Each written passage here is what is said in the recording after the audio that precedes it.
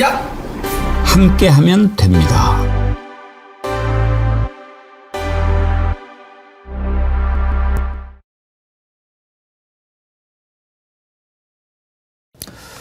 여러분 안녕하십니까, 백운기입니다. 김건희의 탐욕은 도대체 어디까지일까요? 어느 정도 예상은 했지만 특검 수사를 통해 드러나는 것들을 보면 혀를 내두를 지경입니다. 대충 꼽아봐도 나토 목걸이, 통일교 샤넬백, 주가 조작, 부실 회사로 투자 받기 등등 돈이 되는 것이라면 이것저것 가리지 않고 긁어 모았습니다. 가히 뇌물 먹는 불가사리요, 탐욕의 끝판왕이라고 하겠습니다. 탐욕은 기본이고 가증스럽기까지 합니다. 6천만 원짜리 목걸이가 논란이 되자 8차례나 말을 바꾸더니 급기야 모조품을 준비해서 오빠 장모 집에 숨겨 놓았는데 특검이 이걸 찾아낸 걸 보면 일부러 정보를 흘린 것 같지 않습니까? 문제의 목걸이를 누가 어떻게 구입했는가? 그렇지만 다 드러나고 있습니다. 이 정도에 이르면 이 여자는 정말 요괴 수준입니다. 김건희가 지금 영장심사를 받고 있는데 또 어떤 거짓말을 하고 있을까요? 정말 무서운 여자입니다. 생방송 백운계 정치 1번지 출발합니다. 정어리몰에서 어제 소개해드린 포도, 샤인머스켓, 제가 어제 안 먹어봐가지고 맛을 여러분께 자신 있게 말씀을 못 드렸는데 겁나게 맛있습니다. 이거 정말 여러분, 그리고 제가 어제 저녁에 슈퍼에 갔는데 샤인머스켓이라는 게 있더라니까요. 그래서 딱 봤는데 잽이 안 돼요. 이거는 알 굵기라든지 가격이라든지 정말 샤인머스켓 중에 최고다, 이렇게 자신 있게 말씀드릴 수 있으니까 오늘 제가 큰 소리로 여러분께 이걸 추천합니다. 이게 당도가요 18이나 돼요. 그러면 정말 18브릭스 이상이면 보통 단 게 아닌데 제가 먹어보니까 정말 좋아요. 그래서 어제 혹시라도 긴가민가 하셨던 분들 제가 오늘 자신 있게 말씀드리니까요. 이거 2.5kg 한 박스에 한 2-3송이 들어있죠. 큰 거, 아주 큰 거는 2송이지만 한 3송이는 들어있어요. 그게 29,900원에 무료 배송이면 일반 마트나 시장과는 비교가 안 될 정도로 좋은 거. 과일하면 정어리몰 아닙니까? 아주 제가 맛있게 먹어서 여러분께 오늘 자신 있게 추천하니까요. 맛있게 드시고, 이번에 비오가 한 번 더 더위가 온다고 그러는데 이거 샤인머스켓만 주문하셔도 선풍기 드립니다. 그러니까 이번 기회에 마지막 기회죠, 뭐 선풍기 드시기 바랍니다.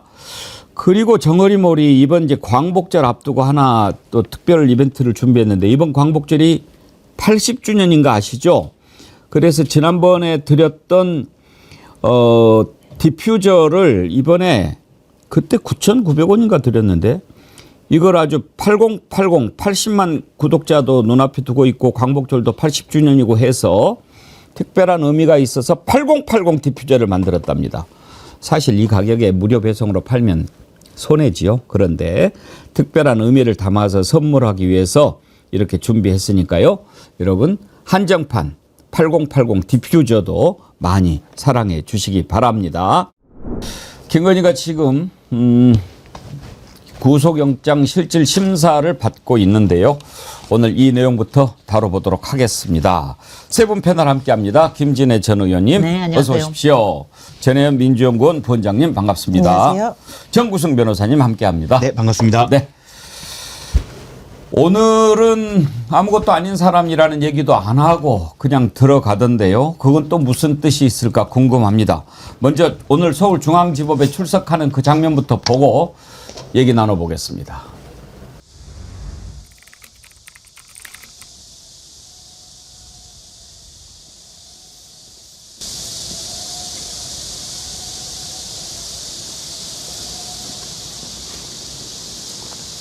말씀하셨던 아무것도 아닌 사람 의미가 뭐였습니까?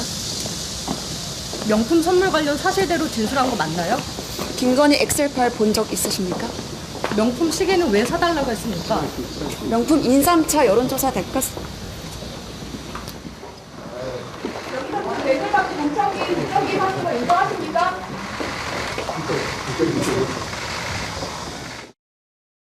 아무 말도 안 하고 들어가다가 뜬금없이 꾸벅 인사하는 거 그걸 어디다 인사하는 거죠? 그 앞에 기자들이 있었겠죠. 포토라인. 사진 기자들. 포토라인. 그 전에 포토라인이 기자들이 있습니다. 정식으로 질문하고 그랬는데도. 예. 도순나님, 기절쇼 할 것 같은데 영장 심사할 때. 제가 아까 오프닝 때 정말 무서운 여자라고 그랬는데 김진애 의원님은 생각이 좀 다르신 것 같더라고요. 남자들은 제 여자를 무서워하는데 김진애 의원님은 별로 안 무섭다고요? 아니, 우리 여자들이 그렇게 무서워하려는 여자, 무섭게 하려는 여자, 저 탐욕스러운 여자, 가정스러운 여자의 정체를 우리는 너무나 잘 알고 있거든. 그래요?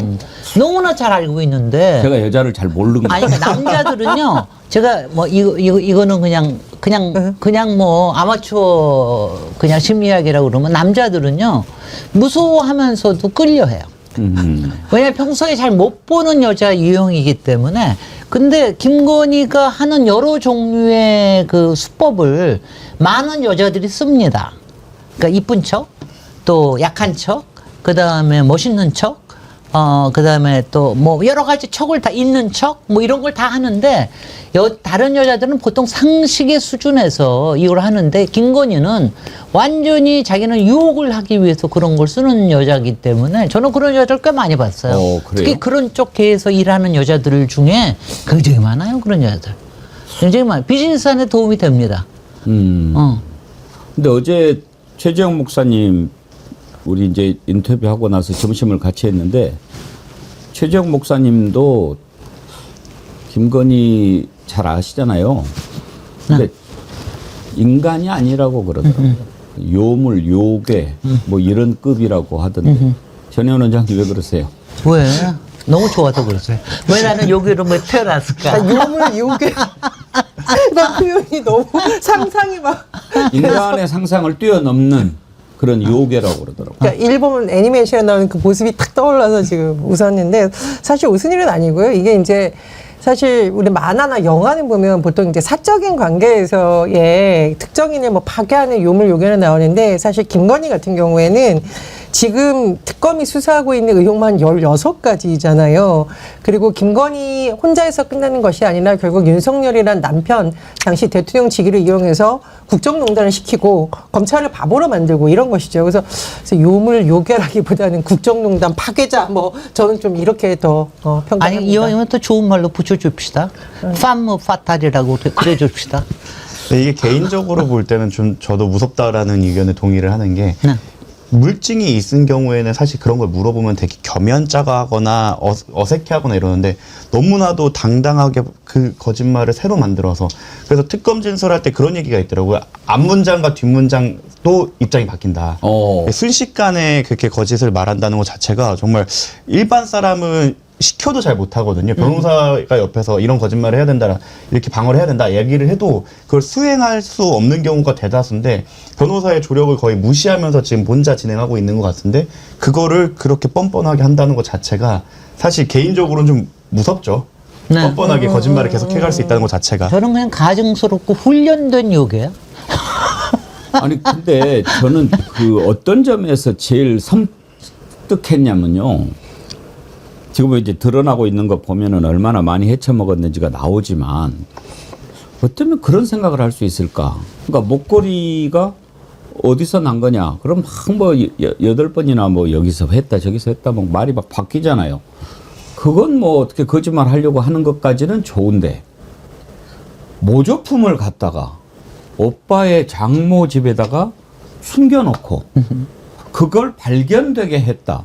이 지경에 이르면 이건 인간 아닌 거죠. 그러니까 지금 이제 진품이 나오지 않겠습니까? 일단 누가 샀는 것까지는 다 나오니까. 이게 서희건설에서 비서실장을 통해 가지고 구입을 한 정황이 딱 어제 JTBC 특종으로 보도가 됐어요. 그런데 그걸 보니까 서희건설의 비서실장이 여잔데 얼마나 또 여기도 교묘하게 샀냐면 그 몇천만 원짜리를 현금으로 사지도 않고 그 현금으로 일단 신세계백화점 상품권을 사요. 그리고 이 신세계백화점 상품권을 또 롯데백화점 상품권으로 바꿔요. 그래서 또 그 상품권을 써요. 이렇게 복잡하게 막 써가지고 그것도 대선 승리하고 곧바로 그 다음 날인가? 그때 상대 다 드러났으니까. 그러면 그 목걸이 반클리프 아펠인가? 그 목걸이를 서희건설에서 샀다는 것은 이제 확인이 됐잖아요. 그 판 사람 인터뷰까지 다 나왔으니까. 근데 그것을 감추기 위해서 가짜를 사가지고 사돈집에다 갖다 놓는단 말이에요. 야, 근데 우리가 맨 처음에 그걸 발견했을 때, 야, 특검 대단하다. 어떻게 김건희 엄마 집도 아니고 김건희 오빠 집도 아니고 김건희 오빠의 장모 집에서 발견하냐. 이거는 대단하다 했더니 지금 보면 일부러 흘린 거 아니에요. 거기다가 숨겨놨다고, 야, 네가 이야기해. 그러면 찾았는데 우리가 그거 모조품이야. 이렇게 이야기하면 끝나는 거 아니야. 이렇게 지금 생각한 거 아니겠어요? 일단 좀 정리를 해드리면 그 상품권을 여러 번 이렇게 바꿔가면서 사는 건 그 당시 유행했던 범죄 자금 전형적인 세탁을 하는 전형적인 수법이었고 그때 당시엔 굉장히 핫했습니다. 왜냐하면 이게 명동이나 뭐 이런 데에 있는 상품권 업체 한 3군데 돌면 사실상 수사기관이 추적하기가 어려워요. 근데 이분들은 그 방식은 알았는데 그걸 해본 적이 많이 없었는지 자기 주체나 녹음이나 그거 진행되는 상황을 다 남겨놓은 것 같아요. 물론 의도가 있을 수도 있죠. 나중에 문제가 됐을 때 이걸 입증하기 위해서 그랬을 수도 있는데 아무튼 그런 방식을 사용했다는 것 자체가 아, 이거 불법적이다라는 걸 본인들이 알고 진행했다라는 걸 말씀드릴 수 있을 것 같고 두 번째로 역정보로 흘린 거. 이거는 어떻게 보면 본인은 본인 사건에 대해서 증거를 인멸하는 건 처벌받지 않습니다. 기대 가능성이 없기 때문에요.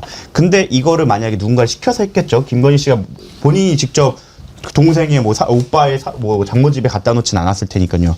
이거는 사실 엄격하게 법령을 적용한다면 위계이한 공무집행 방해도 될 수 있습니다. 게다가 여기에는 오빠 그리고 장모 이분들도 다 공범으로 들어가기 때문에 이 부분도 처벌받을 수 있는데 이거를 너무 아무렇지 않게 실행을 한다는 것 자체가 아까 말씀드렸다시피 정말 무서운 분이다. 너무 무섭죠. 그 주변에 있는 사람들을 자신의 불법에 너무 자연스럽게 가담시키니까. 가정스럽다고 바꿔줬어요. 무섭지 않아. JTBC 어제 보도는 시점에서 매우 의미가 있어요. 네. 왜냐하면 일단 김건희를 한 번밖에 조사하지 않고 증거인멸 우려가 있다라고 해서 오늘 구속영장 이제 심사를 받는 거 아닙니까? 그렇지만 아직 김건희가 진품을 받았다. 라고 하는 것이 증거로 제시되지 않은 상황에서 심사를 받게 되기 때문에 판사가 보기에도 증거가 좀 불충분하지 않나 이렇게 생각할 수가 있거든요. 그런데 어제 JTBC에서 서희건설에서 똑같은 모델을 샀다라고 하는 것이 제시된 것만 해도 충분히 증거인멸 시도를 하려고 한 것이다 라고 하는 것을 심어주기에 충분한 거죠. 일부러 그렇게 한 것 같아요. 일부러 했다. 보니까 JTBC가 이거를 제보를 받은 거는 지난 4, 5월이라고 그럽니다. 보니까 그동안 감춰온, 그러니까 안 가르쳐 준 거예요. 아마 특검이 발족이 되면 특검 쪽에는 줬을 겁니다. 줬대요. 그리고 이걸 모든 거를 지금 말하자면 작전을 이렇게 한 거예요. 서희가 저렇게 분명히 할 것이다. 그렇게 해가지고 하니까 그리고 오늘 딱 영장 실질 심사하니까 여기에 영향을 미치기 위해서 딱 한 게 너무 좋고요. 이것도 너무 재밌어 하실 것 같은데 저는 사실 어저께 제일 재밌었던 건 이러면 안 되네. 저는 이런 거 보면서 무슨 파무 파탈 영화 보는 것 같은 그런 재미를 보면서 그렇게 보자. 그렇지 않으면 너무 화가 나서 못 고를 것 같으니까. 근데 그 서희건설이 왜 서희인 줄 아세요? 딸 이름이 딸 서희예요. 서희씨예요. 제가 그 이봉관 회장은 좀 알아요. 은동서라고 은희, 동희, 서희래. 네. 근데 이번에 은희 남편 무슨 박모라는 사람을 그 사위를 총리의 비서로 만들고 예. 이런 거 아닙니까? 근데 비서실장? 지금요 이번에 동원된 거 보세요. 비서실장의 장모도 동원됐지요. 또 이 딸의 저기가 동원돼. 이게 말이죠. 이제는 여자들의 네트워크로 범죄가 되고 있는 거야. 이게 완전히. 그러니까 이거 보면은요. 아마 서희건설은 그 전부터 딱 알고 있었을 거예요. 김건희가 어떤 사람이라는 거. 그다음 거기에 건진이 어떤 역할을 한다는 거 알면서 또 뭐 아름아름으로 그 재벌에 또 뭐 거기도 어디 다녔을지도 모르죠. 이러다 한 거 보니까 야, 이 정말 여자들의 이 정말 아까 요물 요괴뿐만이 아니라 요물이 되고 싶은 여자들의 이 욕망이 요번에 막 얽혀 있구나. 나 그러면서 씁쓸하면서 재밌더라고요. 서희건설 회장이 딸을 검사하고 이렇게 하나 검사. 했을 때 네. 그때만 해도 이제 뭐 말들이 많았죠. 네. 뭐 보호막으로 뭐 했다. 그런데 총리 비서실장으로 심잖아요. 네. 총리 비서실장 단순히 그 자리만 노리고 이렇게 뇌물을 줬겠습니까? 아, 그럼요. 총리 비서실장으로 앉혀놓고 그리고 뭔가를 또 도모하려고 하지 않았겠습니까? 지금 뭐 빰못빠탈 얘기하시는데 부산이 대위님은요. 김건희를 보면 천민에서 영부인이 됐던 에비타가 생각납니다. 나이가 25살 차이 나는 패론과 결혼했고 순화해서 표현하면 악녀인가 성녀인가 평가가 다양합니다. 에비타는 패로니즘이라는 사회복지정책이라도 이끌었지만 건희 너는 3년 동안 뭐 했냐. 뭐 에바 패론 생각하는 분들도 있지만 급이 다르죠. 급이 다르고 이건 저 이은주님 표현대로 16가지 혐의는 세 발에 피고 빙산의 일각일 겁니다. 분명 상상도 못할 어마어마한 뭔가가 또 숨겨져 있을 겁니다. 글로벌 가이나 김건희의 수준을 얕잡아 봤다가는 큰일 납니다. 글로벌 가이나 그 서희건설 그러니까 사위 이봉관 회장의 사위가 총리 비서실장이 된 거 좀 이따가 다뤄볼까 했는데 지금 얘기가 나왔으니까 한번 그 장면 한번 보시죠. 네. 그 한덕수 총리가 됐을 때 총리 비서실장을 뭐 아무나 시켜주시면 뭐 그대로 하겠습니다. 이렇게 한덕수 총리가 이야기한 거예요. 말도 총리 안 되는 비서실장 소리지. 잘해서 챙겨야죠. 네. 그랬는데 그럼 이 사람 어떠냐라고 하니까 뭐 그렇습니다. 뭐 검사님 좋네요. 뭐 그러니까 윤석열이가 3번이나 물어봤다는 거예요. 정말 괜찮겠습니까? 정말 괜찮겠어요? 아 괜찮다니까요. 정말 괜찮. 그래가지고 했다는 거 아닙니까? 그거 한번 들어봅시다. 저한테 3번을 물어요. 정말 그래도 되겠습니까? 정말 그래도 되겠습니까? 그래서 아니 걱정 마시고 하여튼 저 뽑아주십시오. 그랬더니 며칠 뒤에 우리 박성근 전직 검사님을 이력서를 하나 보내주셨더라고요. 바로 저렇게 했어요. 근데 그때 당시에 국회에서는 본인이 했다 뭐 이렇게 얘기를 한 적도 있어요. 한덕수도. 저기도 참 글로벌이죠. 한번 들어봅시다. 총리 비서실장이 검사 출신인데 총리께서 직접 발탁한 인사입니까? 그렇습니다. 그러세요? 어떤 인연이 있어서 그 박 검사를 비서실장으로 발탁했습니까? 저는 개인적인 인연은 없습니다. 그런데 어떻게 발탁했습니까? 꼭 아는 사람을 발탁을 하는 건 아니죠. 그럼 어떻게 알았습니까? 제가 요청을 한 거죠. 아, 대통령께요? 아니요. 인사를 담당하는 분한테 인사 담당하는 분이 누구였습니까? 그거는 밝혀드릴 수 없죠. 제가. 아, 그래요? 네. 총리가 국정에 관한 사안인데 얘기할 수 없습니까? 그거는 말씀드릴 사항이 아닌 것 같습니다. 그건 의원님. 그러니까 누구라는 특정인을 지명하지 않고 검사 출신을 해달라고 했다는 아닙니다. 겁니까? 검사 출신이나 특정인을 지명하지 않았고요. 그러니까 한덕수도 맹물이야, 맹물. 이제 좀 문제가 심각한 거야. 그렇게까지 얘기를 했으면 그다음에 얘기를 안 해야지. 근데 3번이나 물어봤다. 저것도 공식 석상에서 이야기를 하는 거 아니에요. 근데 저는 이게 김건희의 수법이라고 생각을 하는데 권력자를 일단 본인의 수하에 놓고 권력자의 바로 옆에 있는 사람들을 늘 통해서 통제를 하려는 욕망이 굉장히 강했던 것 같은데 가장 대표적인 인물이 바로 윤석열과 한동훈이었습니다.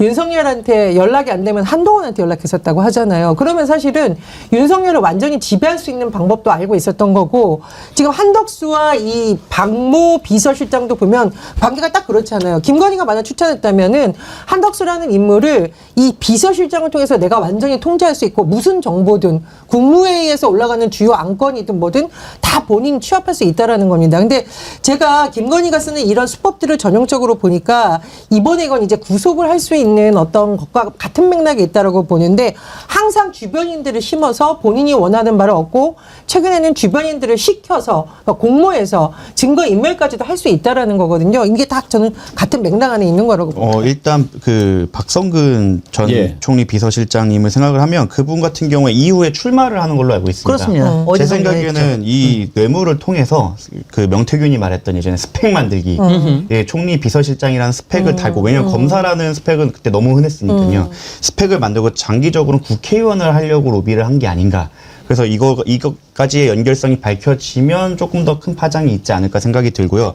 또 다시 돌아와서 아까 서희건설 부분으로 넘어가면 저도 특검이 단계별 전략을 썼다 말씀하신 것처럼 시간대별로 단계별로 딱딱 증거를 오픈해서 저는 사실 서희건설이 지난 주말이었나요? 그 사옥을 닫고 막 물 청소한다는 폐쇄하고. 식으로 했지만 이미 특검은 거기에 대해서도 다 인지를 하고 있었을 거라고 생각을 합니다. 그리고 사실 지금 문제가 되는 목걸이의 실물은 사실 재판이나 뭐 수사에서 핵심은 아닙니다. 이미 줬다는 얘기나 영수증이나 객관적 물증이 있기 때문에 그 실물이 어디에 있는지는 사실 핵심은 아니에요. 네. 근데 오히려 저는 김건희가 그 특검의 그 실물에 대한 그 생각을 그 함정에 빠졌다. 이 실물을 어떻게 하면 벗어날 수 있지 않을까라는 그런 함정에 빠진 것 같은데 법조인이 보기에는 사실은 이미 이런 진술만으로도 충분히 처벌이 가능하기 때문에 거기에 천착할 필요가 전혀 없는데 거기에 천착함으로써 오히려 자기가 증거인멸을 하고 있다는 증거를 눈앞에 보여줘 버렸다. 그래서 함정에 빠졌다고 생각을 하고 결국에는 그 4월 달부터 이 첩보를 알고 있었음에도 불구하고 특검이 그러니까 어제였죠. 어제 이제 압수수색을 한 걸로 알고 있는데 이거는 결국 서희 쪽을 압박을 해서 이제 자백 진술을 받기 위한 좀 수사 기법이 아닌가. 그리고 이게 만약에 나중에 뇌물이 된다고 하면 이 뇌물을 사기 위해서 뭐 여러 명이 동원이 됐잖아요. 이 사람들이 모두 공범이 됩니다. 그리고 만약에 이게 엄밀하게 법 논리대로 한다고 하면 어떠한 범죄를 저지르기 위해 단체가 움직인 거기 때문에 범단이 될 수도 있는 거죠. 그 자체로 굉장히 큰 죄이기 때문에 아마 서희 쪽에는 굉장한 압박으로 작용할 것이고 서희 쪽이 지금 이제 와서 김건희를 비호할 이유가 없기 때문에 그쪽의 진술을 좀 쉽게 받아낼 수 있지 않을까 생각이 들고 그 부분은 나중에 추가 범죄나 인지가 된다고 하면 이쪽으로도 되게 김건희한테 불리하게 작용할 거다. 그리고 저도 이제 서희건설 쪽에 좀 관련해서 주변 변호사들한테 알아봤는데 그 사위들이 다 법조인이시더라고요. 그래요. 두 번째는 판사고 판사. 세 번째는 또 검사야. 네, 맞습니다. 그래서 그런지 여기 변호사 대한변호사협회에 가면 취업정보센터라고 해서 변호사끼리의 취업정보를 공유하는 데가 있는데 서희건설이 계속 올라와 있습니다. 그러니까 계속 그만둔다는 거죠. 이게 일부 전관분들의 특징인데 그 변호사들을 되게 좀 막대하세요. 검찰에 있을 때처럼 대하다 보니까. 그래서 이게 사내 변호사들이 그 서희건설에 지원을 했다가 그 따님들 때문에 되게 자주 그만뒀다. 그래서 압박이 심했다 이런 얘기가 있더라고요. 그래서 김건희 씨와 비슷한 부류가 아닐까? 비슷한 부류 많다니까. 네. 아니 저는요 한덕수 부인도 김건희하고 또 관계가 네, 있잖아. 비슷한 부류로 보이죠. 이번에 완전히 여자 네트워크예요. 그러니까 그렇죠. 무속과 뇌물과 그 다음에 명품과 이 네트워크에 엮여져 있는데 예. 저는 사실은 어저께 이 얘기 딱 듣자마자 뭐가 생각이 나냐면 고유정이 생각이 나더라고요. 제주도에서 왜 남편 살해했는데 바다에다가. 우리가 뭐 남편 살해하는 건 한으로도 그런 일 뭐 패션 크라임 오브 패션 있을 수도 있다 그러는데 문제는 물증을 없앤 거 아니에요. 그러니까 이거 시체가 없으면은 저기를 못 하잖아요. 그래서 어저께 제가 갑자기 불길한 생각이 어머 아니 이거 저 진품을 못 찾으면 이거 없던 게 되는가? 제가 그 생각까지 갑자기 했는데 고유정이는 정말 그 파문 파탈은 자기 남편을 시체까지도 없애가면서 증거를 없애려고 그랬잖아요. 그러니까 범죄 자체를 없애려고 그랬는데 김건희는 가짜 증거를 심어둠으로 하고 그리고 거기에 수많은 다른 그야말로 찌끄러기 피라미드를 거기다 심어두면서 그러면서 자기 죄를 희석시키려고 하는 거야. 지금까지는 수사기관을 통제함으로써 자기 죄를 덮었죠. 그러니까 고유정은 증거를 인멸함으로써 자기가 벗어나려고 했다면 이 사람은 권력을 이용해서 수사기관을 통제함으로써 자신을 수사하지 못하게 만드는 방법을 썼다가 이제 정권이 바뀌고 특검이 들어오면서 수사를 받게 되자 이제 다시 고유정 방식으로 글쎄요. 증거를 인멸하는 방식으로 갔는데 제가 볼 때는 수사기관을 통제한 경험은 많은데 증거를 인멸하는 방식으로 죄를 벗어냈던 경험은 많이 없었던 것 같아요. 없으니까 좀 서툴러요. 그리고 변호사의 조언을 듣지 않는 것 같습니다. 네. 제가 변호사라면은 저렇게 행동하는 거에 대해서 굉장히 말렸을 것 같거든요. 어떤 표현까지 있냐면 저희가 특히 이번에 특검에 가서 진술한 것들은 사실 그 저희끼리 용어로는 이제 못했다. 왜냐하면 딱 특검이나 검사나 경찰이 물어볼 때 우리의 진술에 대해 반박하지 않고 너무 적어준다는 거는 사실 청신호가 아니에요. 이미 객관적 증거 다 확보했고 거짓말 해봐. 이대로 가져갈 거야. 너네 이거를 이대로면 유죄는 이미 우리는 확신을 하고 이제 양형에서도 얘는 계속 반성 안 한다라는 걸 확정받기 위해서 진술을 받는 경우도 있거든요. 네. 그러니까 그런 상황인 게 눈에 보이는데도 불구하고 객관적 증거 들이밀었는데도 거짓말한다라는 그 질문의 의도가 뻔히 보이는데 계속 거짓말을 한다는 건 변호사의 컨트롤도 벗어났다. 근데 김진애 의원님 빵무 파탈 얘기하시는데 요물 요괴한테 그 표현을 하니까 좀 근사하게 들려가지고 왜 파머 파탈이라는 게 무슨 근사한 거 아니에요? 아니, 그냥 정말. 그 표현이 그냥 빵무 파탈하니까 뭔가 있어 보이잖아요. 그러면 업무 파탈. 근데 이제 빠무 파탈이 사실은 자신의 뭐 미모나 매력을 이용해 가지고 남자를 치명적으로 막 이렇게 하는 거 아닙니까? 근데 김건희는 글쎄 미모 매력 동의할 분이 얼마나 될지 모르겠지만 요게지 무슨 뭐 빠무 파탈 붙이기도 좀 거시기해요. 저 이제 아니 근데 파머 파탈 맞아요? 뭐냐면요. 김범수 보니까. 외모뿐만이 아니라 뭐냐면 사람들이 그걸 좋아하는 여자들이 외모가 이쁘면 물론 외모는 성형으로 해가지고 어느 만큼 훨씬 더 남자들을 어필할 만큼 그렇게 만들어놨지만 사실 여러 가지 매너예요. 그 수법. 남자를 호리는 수법은 사실은 어떤 때는 기대고 어떤 때는 정말 품을 주고 어떤 때는 자기한테 기대게 만들고 그거를 잘하는 사람이 파머 파탈이 되거든요. 예. 근데 저기는 하나같이 여태까지 대한 거 보면은 뭐 이명수 기자 대하는 거나 뭐 다른 사람 대하는 거 보면 누구나 저는 이거라고 생각해요. 이 김건희의 원래 목적은 홀리는 게 자기의 목적이야. 이를 홀려가지고 자기 사람을 만들어가지고 어떻게 하든지 도구로 쓰려고 하는 거, 사람을 도구로 이용하려고 하는 그런 사람이 파무파탈의 아주 전형입니다. 제가 김건희가 도대체 어떤 여자인가 궁금해가지고 지난주에 계속 김건희 탐구를 했어요. 그래서 김건희를 누구보다도 잘한다는 안혜욱 회장, 네네. 정대택 회장, 최재형 목사님, 또 백은종 대표 다 이렇게. 근데 어제 최재형 목사님이 그 얘기 하더라고요. 저는 제일 궁금했던 게 그런 거거든요. 김건희는 한 번 결혼을 했었고, 그리고 또 맨 처음에 그 결혼했던 의사 있잖아요. 네. 정대택 회장이 그 한 달인가 두 달인가 살고 이혼했다고 그러는데 최재형 목사가 그러시는데 그건 정확히는 1년은 살았대요. 근데 1년 살고 헤어졌는데 왜 헤어졌느냐? 그 의사도 잘 아신대요. 결혼했는데 결혼한 지 일주일도 안 돼가지고 조남목인가? 그 조 회장이 전화하면 나가는 거예요. 안 들어와.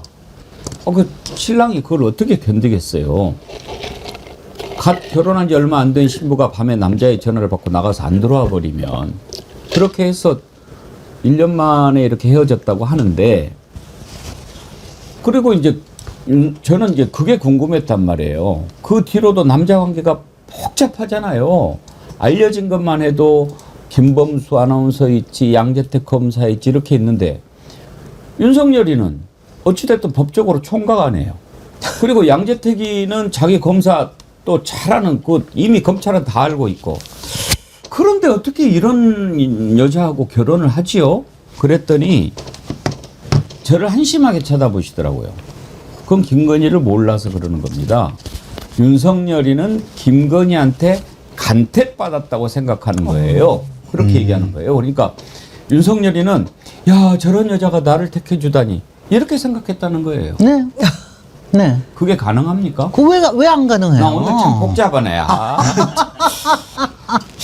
근데 그 유명한 휴대전화 관련한 발언 있잖아요. 그 본인, 부인이 그 휴대전화 뭐 뺏기라도 해야 되는 거 아니냐라는 취지의 질문이 나오니까 제가 그럴 처지가 못 된다. 이 말이 저는 그러니까 결국 윤석열 입장에서는 본인을 대통령으로 만들어주기 위해서 온갖 돈을 투입하고 사람들을 모으고 뒤에서 뒷작업을 한 인물이 김건희라고 생각을 했기 때문에 거기서 좌지우지 된 것 같고 전 이제 서희건설이 그 대표적인 사례가 아닐까 의심이 되는데 서희건설이 사실은 대선 불법 핑크 의혹과 맞물려 있습니다. 그러니까 양재동 캠프라고 해서 그 당시에 왜 건진법사 막 관련해서 논란이 됐었고 여기서 댓글 작업하는 거 아니냐라는데 사실 윤석열은 검사 출신인데다가 그동안 여러 가지 사건을 봤기 때문에 이런 걸 할 생각을 못했을 수도 있고 오히려 김건희가 나서서 이런 사무실을 운영하는 돈이라든가 사람이라든가 이른바 법사를 비롯해서 본인 말을 들을 수 있는 뒤에 조직책을 했을 가능성이 저는 매우 높다라고 보고요. 그리고 이제 대놓고 이걸 도와준 사람들한테 뭔가 선물을 주는 방식이었습니다. 저는 사실 이제 대통령 취임식 때 서희건설 일가가 초청받았다는 거 깜짝 놀랐거든요. 왜냐하면 이렇게 보통 논란이 터지면 초청 안 해요. 말 더 나올까봐. 비선으로 놔두죠. 네, 비선을 그냥 놔두지 이렇게 드러내지 않는데 김건희 같은 경우에는 보면은 극우 유튜버라든가 이런 뭐 건설사 관계자든가 본인 도와준 사람들을 노골적으로 드러내면서 보상을 해주는 방식이었다는 거죠. 그러니까 윤석열로서는 오히려 엄두도 못 낼 만한 걸 김건희가 나서서 착착 해주니까 김건희한테 완전히 지배받고 있었다. 저는 이렇게 평가를 합니다. 저도 굉장히 동의를 하는 게 사실은 일개 검사였던 거였거든요. 그리고 이미 고검으로 발령이 나서 사실상 승진 루트가 막혀 있다라는 평가를 받았는데 어떻게 보면은 좋게 얘기하면 배우자의 내조를 받아서 대통령의 자리까지 올라갔다고 생각을 하니까 그러니까 이제 이명수 기자와의 그런 영상이나 이런 데서 정권을 만들었다. 우리 정권, 공동 정권 이런 얘기가 나오는 게 말씀하신 것처럼 조직적인 서포트 그게 합법인 건 불법인 걸 떠나서 그런 것들을 했다는 거는 윤석열 스스로 느꼈겠죠. 그렇기 때문에 거기에 대해서 굉장히 기대고 거기에 대해서 의지하는 상황이 아니었을까 생각합니다. 지금 말씀하신 것에 대한 증언도 있어요. 명태균 씨가 어제 어디 JTBC인가? 거기 MBC에 나와가지고 김건희가 나한테 그랬다. 우리 정권 잡으면 5대5로 나누기로 했다. 예. 인사권, 공천권, 윤석열이가 절반, 내가 절반. 그런 증언을 했어요. 한번 들어보시죠. 인성 관련된 것도 여사가 다 이제 관여를 합니다. 그러다 보니까 어떤 일적인 부분들이 자꾸 문제가 생깁니다. 그래서 제가 물어봅니다. 그랬더니 선생님 우리 5대5로 하기로 했어요. 인사권, 공천권. 아유, 이 새끼도 정말 안철수는 공동정권이라고 믿어는 안철수 의원은 얼마나 안철수는 새끼손가락에 끝도 안 됐지. 발톱만 또 안 되고. 애초에 근데- 명태균이 네. 그 윤석열 측을 만날 때 윤석열의 사람을 만난 게 아니라 김건희부터 만났어요. 아, 당연하죠. 맞아요. 네, 그것만 아니, 보더라도. 저는 오늘 우리 백운기 앵커님이 우리 통상적인 남성상, 여성상에 대해서 이걸 완전히 깨버린 것도 되게 재밌는데. 아주 충격받았어요. 아니, 그래서 그러니까 통상적으로 왜냐하면 힘이나 권한에서 남성이 우위에 있어야 된다라고 하는 생각이 굉장히 평소에 많이 있잖아요. 근데 그렇지 않아요. 저는 꼭 저희 집에서 아니야, 그렇지는 않은데. 아니, 그게 이거예요. 그게 나중에 집안에서 여자가 일을 잘해가지고 생기는 이것뿐만이 아니라 이른바 가학성, 피학성 부분에 네. 있어서도 사실은 많은 경우가 여자가 가학적이고 남자가 피학적인 사람들도 굉장히 많습니다. 그리고 오히려 윤석열의 그 캐릭터에서는 그게 편했던 거예요. 그러니까 내가 정말 이렇게 말도 안 남자 같은 매력도 없고 이러는데 나를 간택을 해줘? 그래. 그리고 나를 전혀 귀찮게 안 해. 그 다음에 자기 혼자서 마음대로 다 저기해. 거기다가 아마 나 윤석열 마음속에는 이것도 있었을 거라고 생각해. 야, 저렇게 법망을 피해 다니는 여자가 있어?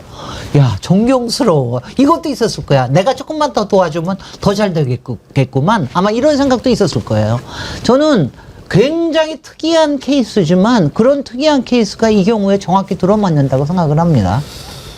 그나저나 김건희가 받아 처먹은 뇌물 현재까지 밝혀진 것만 한번 살펴볼까요? 이병철 변호사님이 어제 대충 정리해서 보내주셨는데 김건희 정말 부지런하다. MB는 쩌리 가라다. MB도 혀를 내두른다. 자, 사진 한번 띄워봐 주세요. 김건희 뇌물 총정리. 이거는 이제 일단 우리가 만들어본 표인데요. 반클리프 이 목걸이가 6,200만 원. 근데 지금 이건 또 8천만 원 넘는다고 그러더라고요. 그렇게 막 올라가더라고. 예.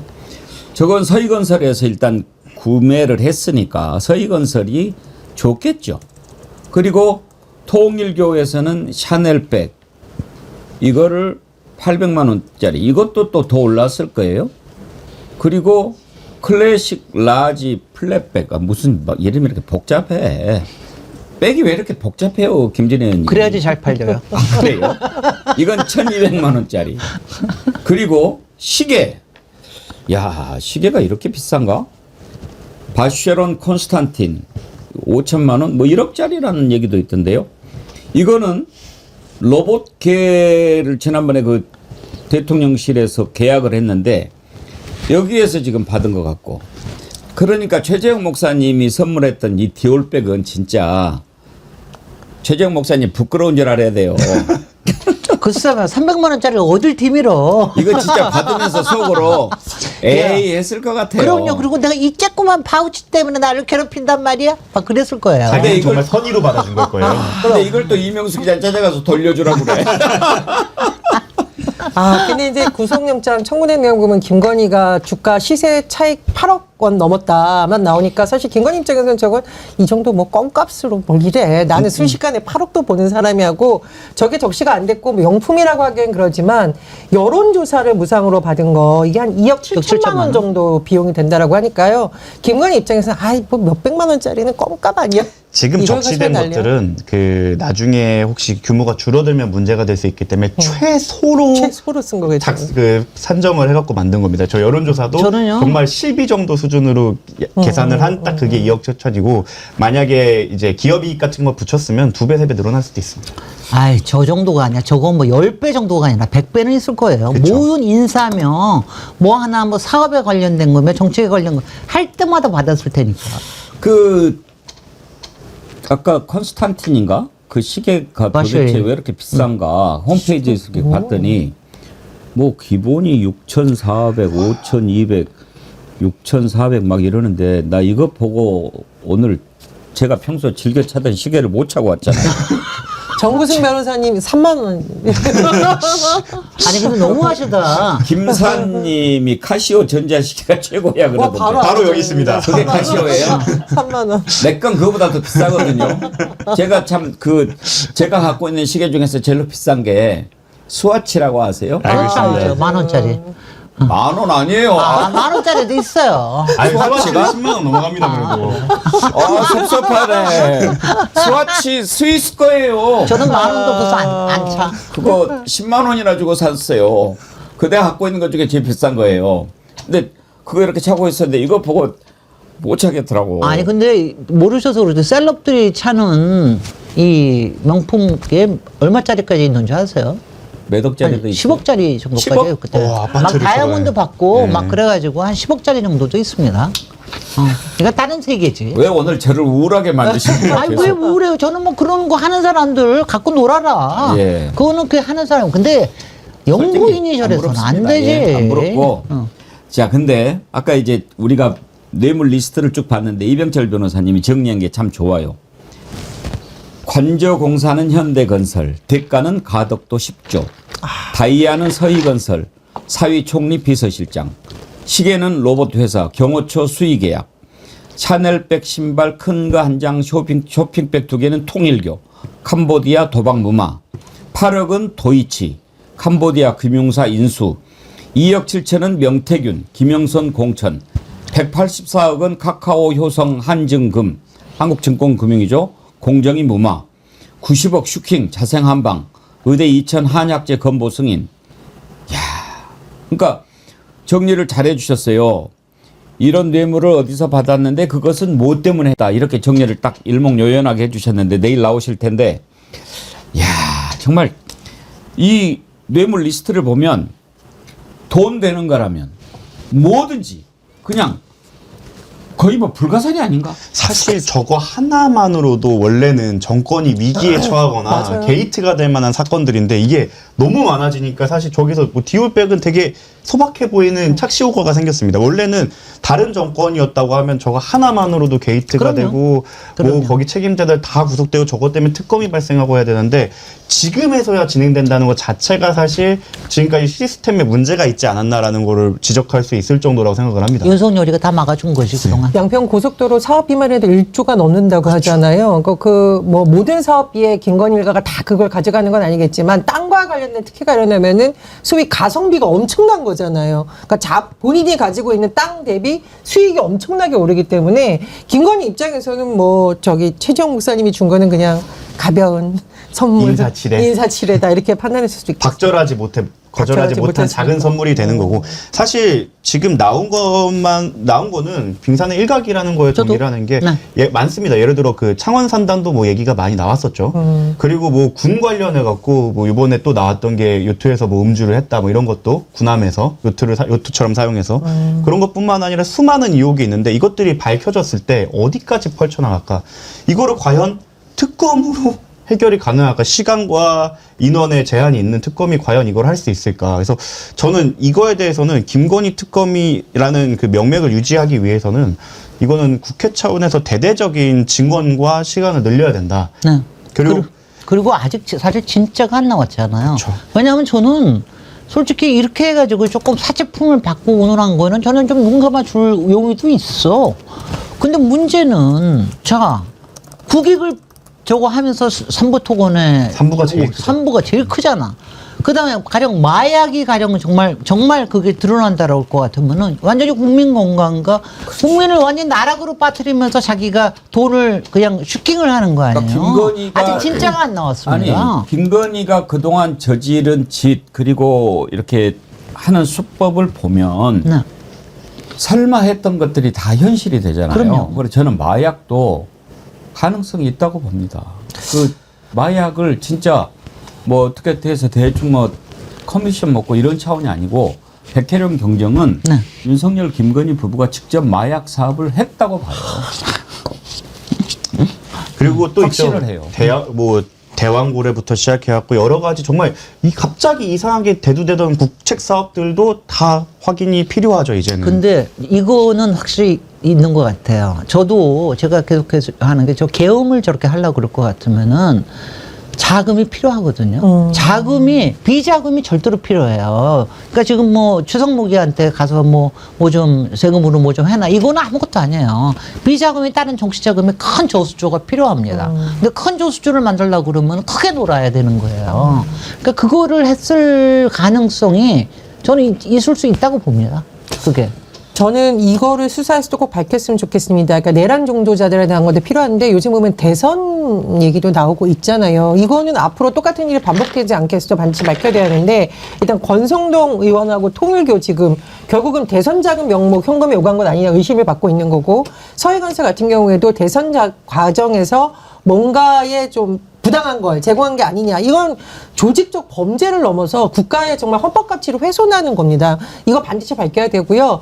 과거 한나라당 차떼기 그 논란만큼이나 큰 수사가 될 수 있기 때문에 단순히 김건희에 그치는 것이 아니라 김건희와 연관되어 있고 그리고 대선 과정에 관여했던 논란이 되고 있는 국민의힘 의원들과 정치인에 대한 수사도 반드시 불가피하다. 그리고 정경유착의 악몽을 다시 살린 경제인들에 대한 수사도 저는 불가피하다고 봅니다. 또 그리고 김충식 씨 같은 경우는 특검법으로 적용하기가 어려워서 지금 경찰이 조사하고 있거든요. 네. 사실 김건희, 최은순 일가와 너무 관련돼서 비즈니스를 한 사람이기 때문에 여기에 대해서 특검이 수사를 하는 게 맞는데 사실 법에 적용이 안 되는 거기 때문에 이런 부분까지 미세 조정을 해서 마약, 뭐 대왕고래 이런 의혹이 생길 만한 것들에 대해서는 철저하게 파헤쳐서 다시는 이런 일이 일어나지 않게 해야 된다. 왜냐하면 말씀하신 대로 이게 정치 시스템, 헌법적인 정치 시스템도 망가뜨렸고요. 수사기관 자체도 망가뜨린 겁니다. 이거를 무마하면서 우리나라의 수사기관들도 사실 망가졌다는 게 증명이 됐죠. 그리고 여기에 대해서 의혹 제기하는 언론들도 많이 없었던 걸 생각하면 언론도 한번 되돌아봐야 되고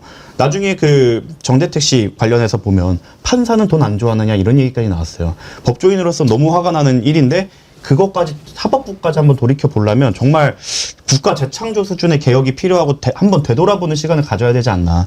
이거를 할 수 있는 방법은 국회가 직접적으로 빠르게 나서는 수밖에 없다고 저는 생각을 합니다. 이 와중에 권성동 의원이 통일교와 관련된 골프장에서 복면으로 꽁꽁 싸매고 골프 쳤다 이런 보도가 나오면서 저는 이 국민의원들 해도 너무한다. 이 와중에 꼭 골프를 치고 싶을까 이런 생각이 나는 빨리 듭니다. 내란 재판부에 관련된 특별법 빨리 만들어야 된다고 봅니다. 그러니까 지금 문제가 되는 게 지금 왜 김건희가 그렇게 가짜 그 증거들을 뿌려가면서까지 사법부에다가 마지막 걸어보는 거 아닙니까? 한 2%든 0.2%든 자기 혹시나 기각될 수 있지 않을까. 거기다가 왜 지금도 직위원이며 김현우? 구치소장 이 사법부의 관할에 있는 곳들에 얼마나 돈을 매기고 앞으로의 미래의 이익에 대해서 이거 하면서 분명히 하고 있을 거라고 생각이 되기 때문에 저는 이거는 정말 내란 재판 특별법을 만들어야 된다는 생각을 해요. 진짜 좀 슬픈 게 과거에 이제 엘리트 어떻게 보면은 구치소장님도 거기까지 올라가는 거에서 조직 내에서 인정을 받았기 때문에 거기까지 올라가는 걸 거고 직위원 판사도 사실은 중앙지법에서 판사를 한다는 것 자체가 굉장히 조직 내에서는 인정을 받았기 때문에 거기에 있는 거라고 생각을 하는데 과거에는 저희가 그 막연하게 그런 엘리트들에 대한 인정을 해줬죠. 그렇기 때문에 시스템이 굴러갔는데 거기에 민낯을 너무 대놓고 보여줘 버려서 이제 어떻게 해야 되냐, 도대체 누굴 믿어야 되냐라는 정말 이런 상황이 됐고 이거를 다시 사법과 집행과 행정에 대한 믿음을 다시 찾아오기 위해서는 정말 뼈를 깎는 쇄신이 필요하고 지금까지 만들어 놓은 시스템에 대해서 하나씩 다시 돌아보는 그런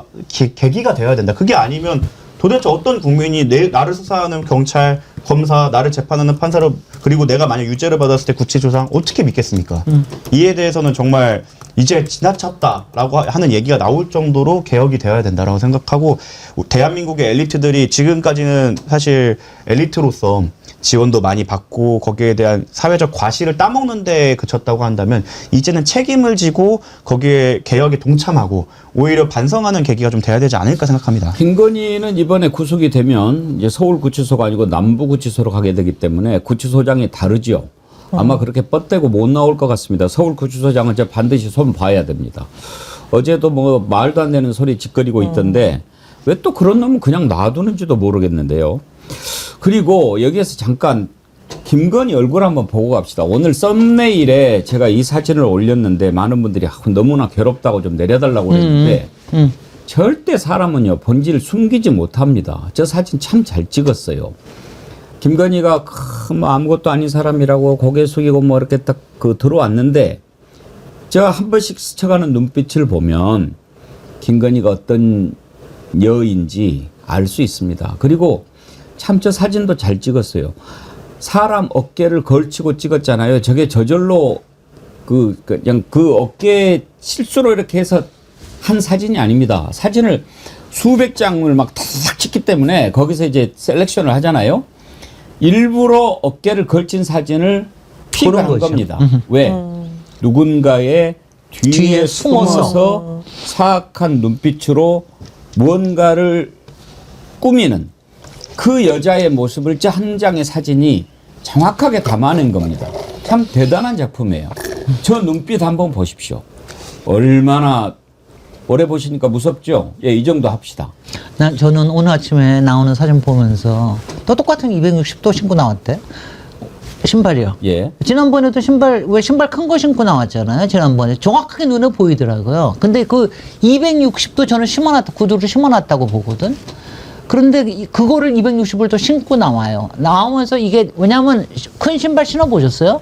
남자들은 그게 좀 덜한데 여자들은 왜냐하면 약간 큰 신발을 신을 수가 있어요. 근데 신으면 어떻게 되냐면 이게 벗겨지려고 그래요, 신발이. 그렇겠죠, 예. 그렇게 되면은 이게 걸음걸이 자체가 이상해지죠. 약간 이상해지고 조심스러워지고 넘어지지 않으려고 그래. 근데 오늘은 지난번보다 더 하더라고. 내가 보니까 오늘은 확실히 예. 쓰러질 결심을 하고 나왔어.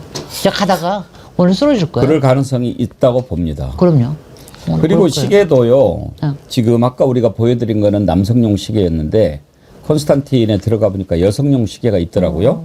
이 시계를 샀던 서모 씨가 직접 또 얘기한 것도 있는데 지금 저 시계 중에 뭐 하나일 수도 있고 그런데 그 산 사람이 직접 얘기를 했어요.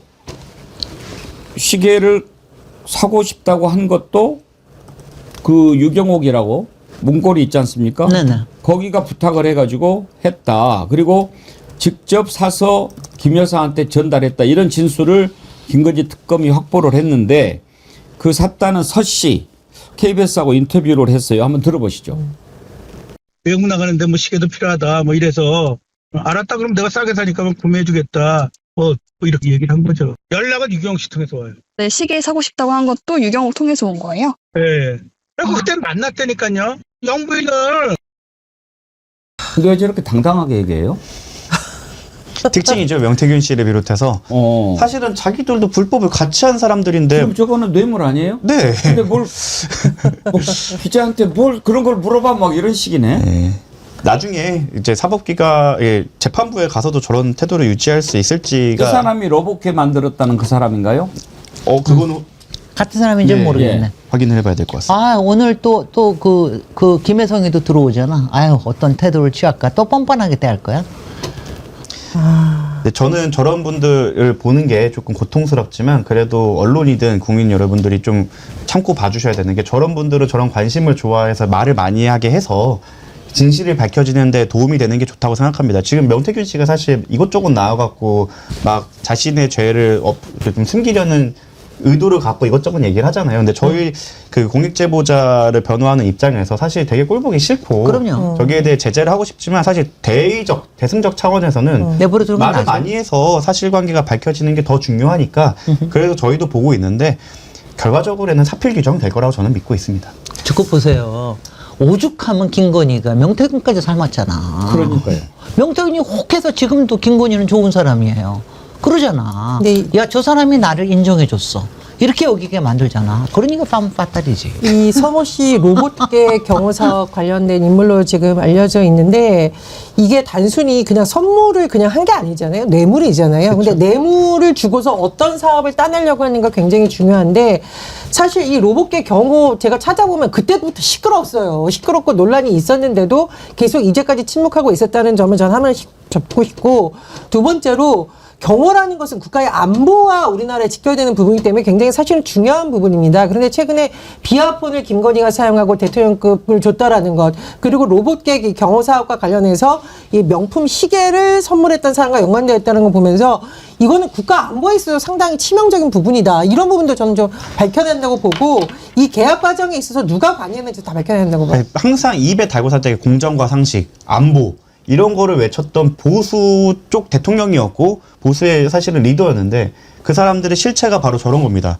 누구보다 안보를 사익으로 바꾸는 데 관심이 많았고 공정과 상식에 가장 반하는 어떻게 보면 인맥, 뇌물 이런 것에 더 관심이 많았다는 민낯이 이번에 밝혀졌기 때문에 이에 대해서 우리나라 저는 오히려 보수들이 더 화를 내고 이것에 대해서 더 분개해야 된다고 생각하는데 아직도 국민의힘이 윤석열을 버릴 결심을 하지 못했다는 것 자체가 저는 아직도 너무 놀랍고 창피합니다. 정말 법조인으로서 사실 거기에 저희 법조 선배들이나 이런 분들이 많이 계시잖아요.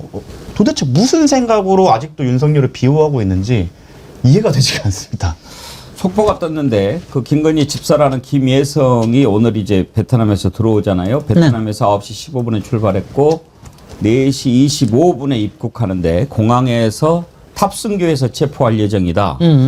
근데 왜 이거를 현장에 되게 보면은 가서 이렇게 체포해가지고 압송해 오지 않나요? 그러면 해외 그 상대국과 협의가 돼 있어야 되는데 본인이 실제로 비행기를 탔다고 하면 보통 이제 비행기 내리자마자 바로 기내부터 대한민국의 영토로 쳐지긴 하지만 기내에 들어가 있는 경우에는 상대국과 협의하는 것이 보통이기 때문에 만약에 본인이 탔다는 것만 확인되면 사실 기다렸다가 체포하는 것도 뭐 큰 문제가 없기 때문에 비행기에 타는 순간 우리 맞습니다. 국내로 이제 들어온 걸로 인정되는 거 거기서 아닙니까? 체포를 합니다. 영화 그 드라마 카지노에서 나왔듯이 들어오자마자 체포를 하는데 비행기 딱 타는 순간 이제부터는 저 한국 법이 적용된다. 그렇게 얘기를 하던데요. 하지만 그렇게 하려면 보통 거기 영화에서도 나오다시피 그 상대국과 보통 소통하기 마련이어서 완벽하게 국내로 들어왔을 때 이미 비행기이기 때문에 도망갈 곳도 없고 왔다고 한다고 하면 이미 영장은 떼어져 있을 거니까 거기서 집행하는 건 큰 문제가 없고 실제로 뭐 필리핀이나 캄보디아에서 들어오는 분들이 자기가 수배됐는지 모르고 들어오다가 인천공항에서 많이 체포됩니다. 자, 그나저나 이제 정구승 변호사님 50분 만에 본론으로 들어가요. 오늘 김건희 구속영장 발부된다 안 된다? 저는 된다고 생각하는 게 제가 예전에 박정훈 대령님 그 판결을 앞두고 제가 판사라면 어떻게 유죄 판결문을 쓸까를 고민을 해봤어요. 그런데 정말 답이 안 나와서 만약에 유죄를 쓴다고 하면 거의 빈칸으로 써야 된다. 근데 반대로 오늘 제가 만약에 판사님이 돼갖고 영장 기각 결정문을 쓰려면 너무 어려워요. 그러니까 한 가지 가능성이 있긴 합니다. 이거는 정말 0.001%인데 이미 확보될 만한 객관적 증거가 확보됐고 입증이 많이 됐기 때문에 굳이 구속할 필요가 있느냐라는 논리를 어떻게든 만들어낼 수는 있을 것 같은데 그럼에도 불구하고 사실 너무 많아요. 증거인멸을 한 사례도 있고 진술 오염이 사실 저는 제일 크다고 생각합니다. 왜냐하면 그 목걸이를 그 오빠의 장모님 집에 갖다 놓는 과정에서 주변 사람들의 진술을 통제를 했거든요. 이 얘기는 김건희 씨는 여전히 주변인들에게 영향을 미쳐서 상대방의 진술을 오염시킬 충분한 우려가 있고 그런 사례가 있다는 걸 확인을 했기 때문에 기각결정본을 쓰기가 법조인으로서는 불가능하다. 저희가 물론 지기현 판사님의 저희 법조인으로서의 상상을 뛰어넘는 빈약한 상상력을 뛰어넘는 그런 창조적인 결정을 하지 않는다면 법조인으로선 영장 기각이 불가능하다고 생각합니다. 저는 저기 정구승 변호사님하고 같은 정씨이기 때문에 분명히 구속영장을 낼 거라고 생각을 하고 다만 저는 되도록이면 좀 늦게 나왔으면 좋겠어. 내일 새벽 한 4, 5시쯤 나왔으면 좋겠어. 그냥 구치소 가가지고 똥꼬치 타기 기다리게. 어차피 거기 계속 있게 되는데요. 그럼요. 아니 그래도요. 그 기다리는 게 엄청 힘드니까. 얼마나 힘들겠어요. 그래서 조금이라도 더 늦게 나왔으면 좋겠어. 저도 구속될 거라고 봅니다. 특히 이제 특검에서 그 문고리 3인방들까지도 휴대폰을 초기화했다 이거는 거는 김건희 개인이 증거인멸을 할 가능성도 높지만 김건희가 주변인들이 공모를 해서 말씀하셨듯이 진술을 오염시키거나 증거인멸 또는 증거 은닉을 할 가능성이 매우 높다라는 것이 이미 드러났고 제가 뉴스를 찾아보면 이 행정관 2명이 코바나 컨텐츠 사무실에 아주 출근하고 있다라고 해요. 이거는 뭐냐. 법망을 피해서 활개를 치고 있다는 거잖아요. 그런 점에서 일단 김건희부터 구속해야 된다라는 특검의 주장이 재판부에 받아들일 걸로 봅니다. 나홀로님 기각되면 이 땡볕에 또 거리로 나갑니다. 그럴 리가 없겠죠.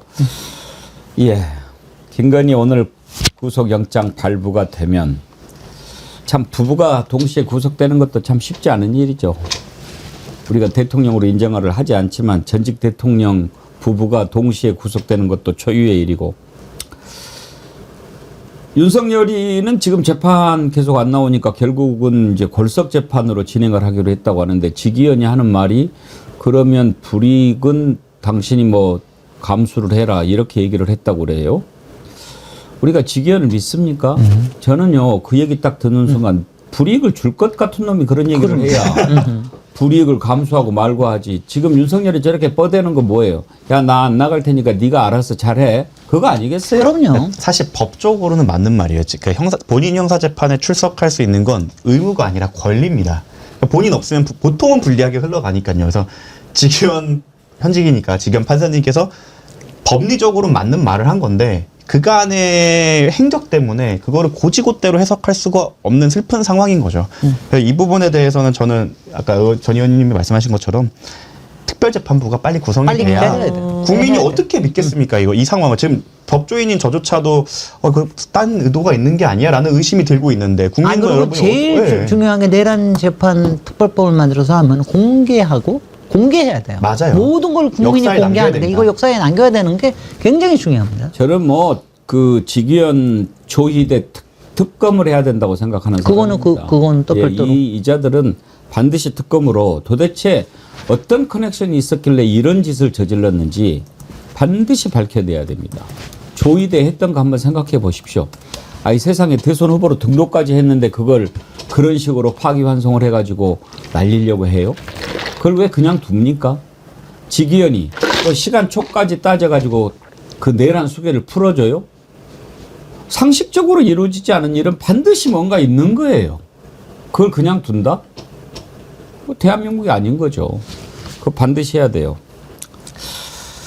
한두 가지 더 짚어볼 거 있는데 이 즈음에 지금 이제 22,000명 동시 접속이 넘어섰는데 좋아요가 많이 안 됐다는 거. 예. 그리고 최근에 제가 또 구독도 많이 눌러달라고 부탁드리는데 구독을 안 누르고 보신 분들이 계시더라니까요. 그래서 말씀드리기를 잘했다 했는데 신동원님 구독을 누르니까 구독 중으로 나오네요. 여태 구독을 누르지 않고 시청만 했었네요. 이제 떳떳하게 시청합니다. 그런 분들이 계셨다니까요. 아침에 거미줄 최정환님도 뭐 누르니까 종이 울린다고 그러시던데 그걸 아직까지 모르고 계셨단 말이에요. 에이 참 글만 잘 쓰지. 예. 꼭 깜빡하신 분들 지금은 좋아요 타임입니다. 좋아요 눌러주시고 혹시 구독도 안 누르신 분 계시면 구독 눌러주시기 오빠 바랍니다. 또 올라갔잖아. 금방 올라가죠? 너무 웃겨 하여튼 간에 네. 우리 독자님. 자, 아까 한덕수 얘기 잠깐 했는데요. 이 특검은 특검이고 검찰, 경찰을 도대체 뭐 빨리 좀 어떻게 정리를 해야 될 텐데 한덕수 아까 거짓말하는 거 보셨죠? 지금 생각하면 한덕수 같이 정말 음흉하고 사악하고 간악한 자가 또 있을까 싶어요. 뭐 문건을 받았는데 뒷주머니에 있더라 뭐 이따위 소리를 하지 않나 그랬는데 지금 한덕수가 누굽니까? 추경호하고 통화한 내용이 또 나온 거 아닙니까? 7분씩이나. 7분이나. 7분이면 글쎄. 엄청나게 할 얘기 다 한 거예요. 그럼요. 그 저 관련된 내용 한번 들어보시죠. 나왔습니다. 추경호 원내대표는 한덕수 총리의 전화를 받고 난 이후에도 적극적으로 이 위헌적인 불법적인 비상계엄을 막지 못한 부분에 대해서 좀 집중적으로 들여다보는 것 같습니다. 자, 조경태 의원이 한덕수하고 추경호하고 7분 동안 통화를 했다. 그걸 직접 들었다. 그렇게 얘기를 합니다. 그렇게 하고 추경호가 어떻게 했습니까? 이리 가라 저리 가라 해가지고 본회의장에 못 가게 한 거 아니에요. 그거를 또 시각장애인 국회의원 있죠. 김예지 의원이 또 증언을 해요. 들어보시죠. 그날 본회의장으로 부르시기도 하고 중앙당 당사 3층으로 부르시기도 하고 그게 한 몇 번 계속 교차되었어요. 그래서 좀 혼선이 있었던 것 같고 그리고 또 개인적으로 문자를 보내셔가지고 본회의장으로 와야 한다라고 말씀하신 의원님도 계시고 서로 좀 연락의 어떤 주체들이 조금씩 다르고 장소들도 달랐던 것들이 지금 궁금하신 부분인 것 같아요. 그래서 제가 그 문자들 갖고 있는 것도 있고 그래서 저한테 질문 주시는 대로 제가 아는 만큼 답변을 하겠습니다. 자, 이제 내란 특검 참고인으로 나왔는데 지금 보면 전혜원 원장님 네. 한덕수 저자는 적극 가담한 공범 아닙니까? 그럼요. 적극 강담했을 뿐만 아니라 국회 표결을 방해하는 데서도 뭔가 적극적인 역할을 한 게 아닌가 상당히 지금 의심스럽고요. 저는 근데 이제 조경태 의원이 그런 말을 했거든요. 지금 뭐라고 했냐면 당내 내란 동조 세력이 존재한다. 제가 이 말하고 싶습니다. 국민의힘 당내 내란 동조 세력이 존재한다는 이 말. 또 민주당이 우리를 모함한다라고 하시면 안 됩니다. 지금 자당의 조경태 의원이 이 말을 한 거고요. 특검에서 발표한 내용을 보면은 통화 내역까지 나오고 있습니다. 제가 이걸 왜 강조하냐면은 우리 그때 12월 3과 12월 3일부터 4일까지의 상황에 있어서 국회 상황 볼 때 국민의힘 의원들 중에 몇 명만 거기 계엄해제에 왔는지 기억을 하실 겁니다. 불과 18명만 왔었고 그렇다면 그 이유가 무엇인가에 대해서 지금 밝혀야 됩니다. 내란이 아직도 끝나지 않았고 내란 동조 세력이 당 내에 있다라고 생각하는 조경태 의원의 말 그대로 돌려드리고 싶고요. 그리고 그동안 법꾸라지처럼 살살 빠져나갔던 한덕수 당시 총리에 대해서도 반드시 밝혀야 되고 한덕수와 함께 손을 잡았던 추경호 당시 원내대표는 그럼 도대체 어디까지 어떤 문제를 반영했는지도 밝혀야 됩니다. 근데 제가 지금 속보를 하나 보니까 그 의원들이 모여있는 단체 텔레그램방 내역이 있었는데 그 2달치가 삭제되었다 이런 보도가 나오고 있습니다. 당연히 그렇겠죠. 근데 누구는 가지고 있을 거예요? 그렇죠. 근데 이게 관리자만 삭제를 할 수 있어요. 그래서 아마 특검 차원에서 그 관리자를 했던 의원도 소환 조사를 할 것 같은데 이게 조직적으로 계엄에 공조했거나 혹은 계엄 해제를 방해했다. 이 문제가 드디어 이제 실체가 밝혀질 거다. 그런 생각이 듭니다. 제가 국힘에 전당대회에 제가 무슨 아무 힘이 없지만 조경태 밀어주십시오. 지금 나온 그나마 저는 반대입니다. 아니 그나마 김문수나 장동혁이는 도저히 그렇다가는 아니요, 완전히 나락이 김문수 돼야 아니고 됩니다. 아니 그래서 그 얘기는 무슨 뜻이냐 아는데 그나마 안철수하고 조경태하고 좀 정신이 있으면은 안 돼요, 안 돼. 조경태로 해가지고 조경태 가는 게 되면은 산소호흡기 달아줘가지고 아유 산소호흡기 좀 그 유연정당 해서 못합니다. 그래서 무슨 뜻인지는 네. 알겠는데 이번에 확실히 우리 저 김문수나 장동혁을 밀어주겠다.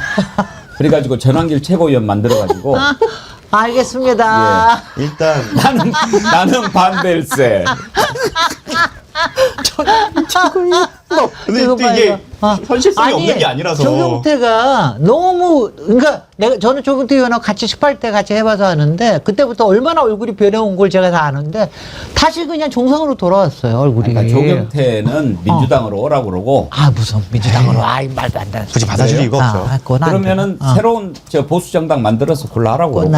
그러니까 이번에 국민의힘은 다시 일으킬 기회를 주면 안 된다니까요. 그렇게 정리합시다. 일단 이제 추경호 전 원내대표랑 한덕수 전 총리는 일단 내란 방조 정도가 아니라 주요 임무 종사자로 격상이 되겠죠. 그렇죠. 그리고 아까 말씀하신 대로 텔레그램 방을 누군가 고의적으로 삭제했다면 증거 인멸도 한 것이기 때문에 체포와 구속의 필요성도 생겼다고 생각을 합니다. 내란 특검은 요즘에 김건희 특검이 좀 치고 나가 있고 내란 특검이 좀 조용했는데 아마 빠른 시일 내에 예, 이러한 한덕수, 추경호, 그다음에 원희룡 그쪽 라인에 대해서 지금 순서 쫙 나란히 있어요. 신병에 관한 적극적인 조치가 있지 않을까 예상해 봅니다. 사실은 한동훈이도 참고인으로 가야 됩니다. 언젠가 갈 거예요. 방금 전에 그 속보 잠깐 떴는데 홍철호 정무수석하고도 통화했다는 거 아닙니까? 추경호가. 네, 했겠죠, 당연히. 예. 그러면은 추경호가 무엇 때문에 그렇게 했는지 저는 지금 보면은요. 이제는 조금씩 이제 맞춰지는 것 같아요. 퍼즐이. 왜 추경호가 혼자서 눈 껌뻑껌뻑 하면서 헌법재판소 앞에서 이렇게 서 있었는지. 한덕수가 왜 그렇게 길을 쓰고 나도 호남 사람입니다 하면서 막 김문수한테 달라들어가지고 빨리 내놓으라고 했는지 이제는 알 것 같아요. 왜? 자기들이 죽게 생겼으니까. 그럼요. 그래서 그 짓을 한 거 아닙니까? 추경호 그 뒤로 돌아다니는 것도요. 꼭 쥐새끼처럼 막 이렇게 막 숨어갖고 피해 다니면서 가갖고 또 이렇게 딱 하고 있고 그랬어요. 지은 죄가 있으니까. 빨리 정리해야죠. 저런 상갓나고들을 빨리 정리를 해야 됩니다. 오늘 끝으로 사면에서 짧게 한번 짚어볼 텐데요. 저는 뭐 사면과 관련해서 대통령의 권한이니까. 근데 이제 궁금해하는 분들 위해서 오늘은 설명을 하나 드릴 건데 왜 이번에 송영길 대표가 빠졌냐 그렇게 막 궁금해하고 약간 그 불만 섞인 반응을 하는 분들이 계시는데 송영길 대표를 뺀 게 아니고요. 송영길 대표는 지금 판결이 대법원까지 가서 확정이 된 게 아닙니다. 그래서 사면 복권 대상자가 안 되는 거예요.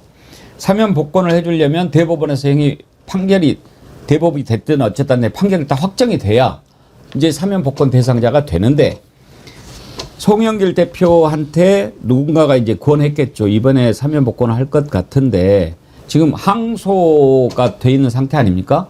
항소를 포기하면 그대로 판결이 확정되니까 사면 복권 대상자가 될 거다. 그러니까 그렇게 하는 게 좋지 않겠냐라고 얘기를 했는데 송영길 대표가 나는 그렇게 하고 싶지 않다. 나는 무죄라고 지금도 확신하니까 끝까지 다투겠다 하면서 이번에 사면 복권 대상자에서 스스로 빠진 거예요. 그러니까 이재명 대통령이 사면 복권을 안 시켜준 게 아니고 본인이 원치 않아서 그렇게 됐다. 맞지요, 정구승 변호사님? 네, 맞습니다. 전 그리고 사면 복권에 관여해서 말씀을 드리면 저는 그러니까 수사와 사법이 조금 정상화가 돼서 사실 사면 복권이라는 것이 유죄를 전제로 이루어지는 것이고 사실 이번 사면 복권을 진행함에 있어서 국힘과의 어떤 정치적 딜 때문에 사실 부패 정치인들이나 이런 분들도 좀 사면 복권이 됐어요. 그래서 장기적으로는 수사와 사법 체계가 조금 개선이 돼서 사면 복권할 일이 없었으면 좋겠다. 법조인 입장에서는 재판부의 판단을 그 행정 권력이 어떻게 보면은 면제해 주는 것 자체 이런 상황이 다시는 발생하지 않는 그런 좋은 상황이 계속 펼쳐졌으면 좋겠다라고 희망을 밝혀봅니다. 예, 송영길 대표는 그렇게 됐다는 거 여러분들 잘 아시고 이제 조국 대표가 아무래도 이번 사면 복권의 핵심 아니겠습니까? 전혜연 원장님은 조국 대표 사면에 대해서 어떤 입장이었어요? 저는 개인적으로는 간절히 바라지만 이번에는 쉽지 않을 것이다라는 의견을 말한 바가 있었는데요. 어쨌든 대통령께서 결단을 하셨습니다. 제가 살펴보니까 사실 우리 당의 강득구 의원 같은 분들도 계속 사면 요청을 했고 또 종교계 지도자들이 나서서 계속 조국 전 대표의 사면을 요구했던 이유는 검찰 내 그 무도한 수사로 인해서 조국 대표와 전 가족이 정말 도륙이라는 표현이 쓸 정도로 심각한 피해를 입었고 이제 새 정부가 출범해서는 그 피해자들에게 새로운 삶을 줌으로써 다시는 이런 일이 일어나지 않겠다라는 메시지를 전달하려는 것으로 보입니다. 또 하나 제가 사실은 이제 조국혁신당에 대해서는 방송에서 솔직히 비판한 적도 있고 칭찬한 적도 있는데 돌아보면 쇄빙선이라는 목표로 사실은 이 무도한 계엄을 막아내는 데 있어서의 의석수를 조국 혁신당이 확보해 왔던데 일조를 했던 점 그리고 계엄 이후에 함께 나서서 거리에서 시민들과 함께하면서 했던 점 이런 점들이 또 굉장히 이번 사면에 영향을 미쳤을 거라고 봅니다. 저도 그냥 한마디 할게요. 왜냐면 제가 평소에 이 얘기에 대해서 좀 세게 얘기를 했었기 때문에 많이 기대하셔서 저는 이번에 보면서 확실히 이재명 대통령은 돌파형이에요. 뭐 대인배라고 표현을 하시기도 하지만 저는 대인배보다는 왜냐하면 이거는 12월 달에 하든 지금 하든 이거는 피할 수 없는 길입니다. 그리고 이 돌파형이라고 하는 거에 대해서는 사실은 민주 진보 진영의 모든 사람들, 그다음에 민주당의 당원들, 우리 다 같이 이거에 대해서 마음의 준비를 해야 돼요. 왜냐하면 이건 앞으로 조국 혁신당과의 말하자면 어느 정도의 분열, 이 부분은 국힘에서 굉장히 바라는 바입니다. 그리고 실제로 분열이 될 가능성도 상당히 농후하게 있어요. 아니 오히려 통합이 될지도 모르죠. 혹시나 당대당 통합이 될지도 모르지만 당대당 통합이 되더라 여전히 내부에서의 분파의 싸움은 굉장히 심할 거라서 근데 이런 갈등이라고 하는 거를 꼭 나쁜 거로만 보시지 말라. 왜냐하면 저는 이재명 대통령의 뜻이 이런 것 같아요. 자, 이거는 우리가 돌파를 해나가야 될 상황이다. 그 다음에 정치라고 하는 거는 이렇게 건강한 갈등을 통해서 또 경쟁력을 더 올리고 하는 부분이다. 이런 거를 생각을 하신 거라서 민주당원들 저는 또 오면서도 우리 저기 택시기사님하고 이거 가지고 한참 털으려고 그랬는데 제가 너무 갈등하지 마시고 왜냐하면 다들 최선을 다하셨으면 좋겠어요. 저는 이제 그 중에서도 조국 아마 전 대표께서 가장 큰 아마 조명도 받으실 거고 본인의 앞으로 하실 바에 대해서 고민도 많으실 텐데 좀 더 좀 현장적이고 좀 더 정말 돌파적인 그런 또 행보를 보이시기를 바라고 조국 혁신당은 조금 좀 진중해 주시기 바라고 예. 그러기를 바랍니다. 대표에 대해서는 참 여러 가지 의견들이 갈립니다. 그리고 이제 입시 비리라고 하는 그 부분 때문에 국민들이 공분한 게 있고 지금 우리 애청자님들 가운데도 조국에 대해서 이런저런 의견이 갈리는데 저는 한 가지만 말씀드리고 싶어요. 조국에 대해서 왜 수사를 하게 됐는가를 한번 좀 생각을 해볼 필요가 있습니다. 조국이 법무부 장관 지명이 됐을 때 윤석열이 검찰총장으로 있으면서 어떻게 해서든지 조국이 법무장관 되는 것을 막기 위해서 시작한 수사 아니었습니까? 그러면서 맨 처음에 시작했던 것이 기소를 했던 것이 사모펀드였습니다. 이거 확실하다 해가지고. 근데 사모펀드 어떻게 됐습니까? 결국은 혐의가 하나도 없는 걸로 나오지 않았습니까? 근데 어떻게 해서든지 그거를 잡아내기 위해서 수사를 했던 것이 표창장 위조를 통한 뭐 그런 걸로 해서 집어넣은 거고 그거 하면서 어떻게 됐습니까? 조국 부인 정경심 교수 딸까지. 그리고 그 딸은 의사로 훈련을 받고 있었는데 그냥 학력까지 다 무효로 만든 거 아닙니까? 무엇 때문에 그렇게 했는지를 생각을 해볼 필요가 있는 수사였다. 그리고 이제 지금 윤석열과 김건희가 그 죗값을 치르고 있는데 그런 것에서 좀 시작을 해봤으면 이해하는 데 좀 도움이 되지 않을까 저는 그런 생각을 가지고 있습니다. 오늘도 많이 참여해 주시고 또 슈퍼챗 보내주셔서 감사한데요. 보수형님 TV님 요물 플러스 요괴는 막산 수괴 더 재밌는 글 보내주셨네. 정어리 TV는 구독 건이는 구속 망치님 김건희 꼬리 10개 달린 요괴입니다. 아무것도 아닌 김건희가 많이도 헤쳐먹었네요. 30일 이지 ONF님 이렇게 좀 복잡하게 핸들이 떠요. 변신하는 108욕의 김건희 그러셨고요.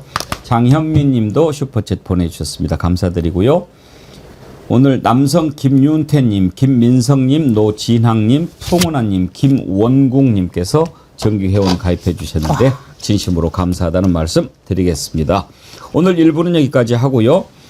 2부의 주불리 안보특강 김병주 민주당 최고위원이 어제 서울구치소 다녀왔던데 그 내용부터 좀 여쭤보도록 하겠습니다.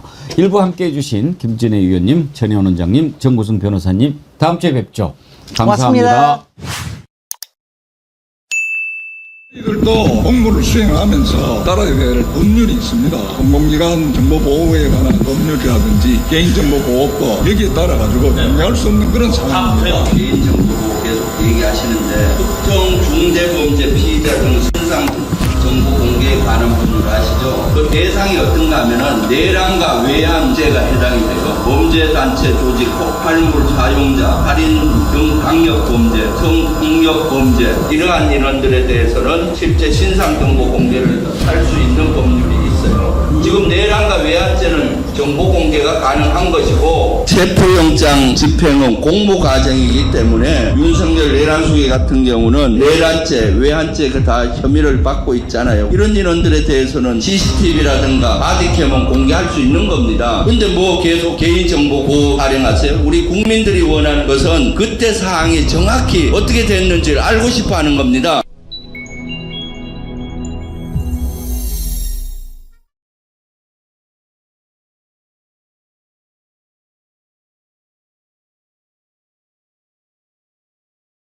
손자병법 시간입니다. 김병주 민주당 최고위원님 어서 오십시오. 네, 안녕하세요. 어제 구치소 가셨던데 그 전에 제가 지난주 금요일 날 짧게 휴가를 내고 휴가를 보내면서 이 민주주의 손자병법 정독을 했어요. 감동입니다. 근데 그 두 가지만 소감을 얘기하고 싶은데 이거는 제가 그냥 한 번 볼 책이 아니더라. 이걸 옆에다가 딱 두고 삶의 지혜가 필요할 때 수시로 꺼내서 볼만한 귀한 글들이 너무 많이 있어요. 아이고 감사합니다. 여기 이제 보면은 손자병법에 그 여러 가지 있지 않습니까? 그를 좀 직접 써가면서 공부도 좀 하고 그래야 되겠다 그런 생각이 들었고 또 하나는 이제 내란 과정에 여러 가지 이제 그 우리 김병주 최고위원님이 활약하신 것들이 이렇게 손자병법을 통해서 기술이 돼 있잖아요. 이걸 다시 보는데 막 소름이 막 끼쳐요. 그렇죠. 이때 우리가 이렇게 안 했으면 어떻게 됐을까. 막 그런 생각이 나가지고 아주 정말 여러 가지 참 좋은 책이라서 우리 많은 분들한테 소개해주고 싶다 하는 생각도 들었고. 아유 감사합니다. 정말 잘 읽었다. 좋은 책을 편해 주셔서 감사하다 그 말씀을 드리고 싶었습니다. 아이고 그걸 정독을 해주셔갖고 감동입니다 오늘. 아이고. 그리고 이제 또 이제 뭐 재판 3쇄 4쇄 계속 들어갈 텐데 또 이렇게 좀 조금 손봤으면 하는 거 하나 있어가지고 제가 여기 알려드릴 테니까 참고해 주시고. 또 하나 안규백 국방장관. 안규백 장관도 사실 원래 이 양반이 문자 속이 깊어요. 그렇습니다. 어려서부터 한자 할아버지한테 한자를 배워가지고 한문 속에 아주 깊은 양반입니다. 그래서 어려서부터 잘 아는. 그렇죠. 가지고 아마 국회의원 가운데 제일 그 한문은 많이 할 거예요. 근데 안규백 장관도 우리 김병주 의원님 그 손자병법을 읽었나 봐. 오늘 기사가 딱 떴는데 제가 이 책에서 읽던 게 나와가지고 너무 반가워가지고 1호 지휘 서신을 내렸어요. 기본에 충실한 군, 책임을 다하는 군, 전우를 먼저 생각하는 따뜻한 군이 진정한 강군이다. 그러면서 상하 동욕자 승, 위아래가 같은 뜻을 품고 나아가면 어떤 난관도 극복한다. 우리 김병주 최고위원님 민주주의 손자병법에 있는 내용이죠. 내용이잖아요. 그거를 따가면서 모두의 하나된 마음이 필요하다. 나도 여러분과 동고동락하며 초급 및 중견 간부들의 처우를 실질적으로 개선하고 다양한 사기 진작 대책을 마련하겠다 이렇게 약속을 했더라고요. 아하, 우리 안 장관도 김병주 최고님 민주주의 손자병법 읽었구만. 네. 알았어요.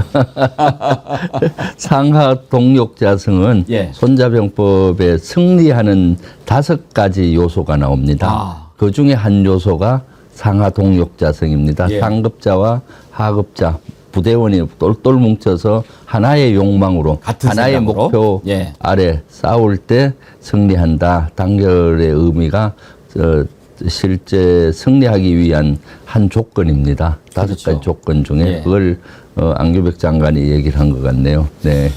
반드시 이 책들 한 번씩 꼭 읽어보시기를 제가 추천드립니다. 예, 좋은 책 펴내주셔서 감사하다는 말씀 다시 한번 드립니다. 네. 아이고 감동입니다. 그렇게 병독을 상하 동력자성이 손자병법에 있다는 것까지 캐치하셨네요. 아우, 역시 우리 다음 네. 계속해서 민주주의 손자병법 2, 3 막 이렇게 펴내세요. 네. 손자병법이 내용이 많잖아요. 네, 그럼요. 네. 많죠. 그래서 네. 내란이 아직도 진행 중이니까 네. 내란에 대처할 때는 어떻게 해야 되는지, 네. 그리고 이제 내란을 진압하고 나서 평상시에는 또 어떻게 해야 되는지, 네. 그리고 또 다가오는 미래 위협에 대해서는 또 어떻게 대비해야 되는지, 네. 이런 게 다 손자병법에 있을 거 아닙니까? 다 있죠. 예. 네, 네. 대단합니다. 아이고, 우리 배봉기 선생님 이렇게 훌륭하신지 알았지만은 이렇게 또 아이고. 여름에 정도까지 해주시고 보니까 오탈자까지 확인해서 저한테 카톡을 보내주셨는데 너무 고맙습니다. 이 책이 22,000원인데 네. 베르사유의 장마님은 네. 저도 쿠팡에서 샀습니다. 19,800원. 네. 쿠팡에서 이 책도 파나 봐요? 네, 아마 팔 걸로 보입니다. 쿠팡에서 책도 팔아요? 네. 오. 네, 근데 쿠팡에서 사면 더 싸게 파는가? 아니요, 거기 출판사들이 다 10% 디스카운트해서 정가는 22,000원으로 나와 있는데 아마 19,800원에 교보문고나 뭐 저런 데도 다 판매하는 그렇군요. 걸로 알고 있습니다. 예. 네. 베르세유의 장마님 이렇게 또 책을 많이 읽으시니까 이렇게 좋은 시를 쓰시는 거지요. 네, 네.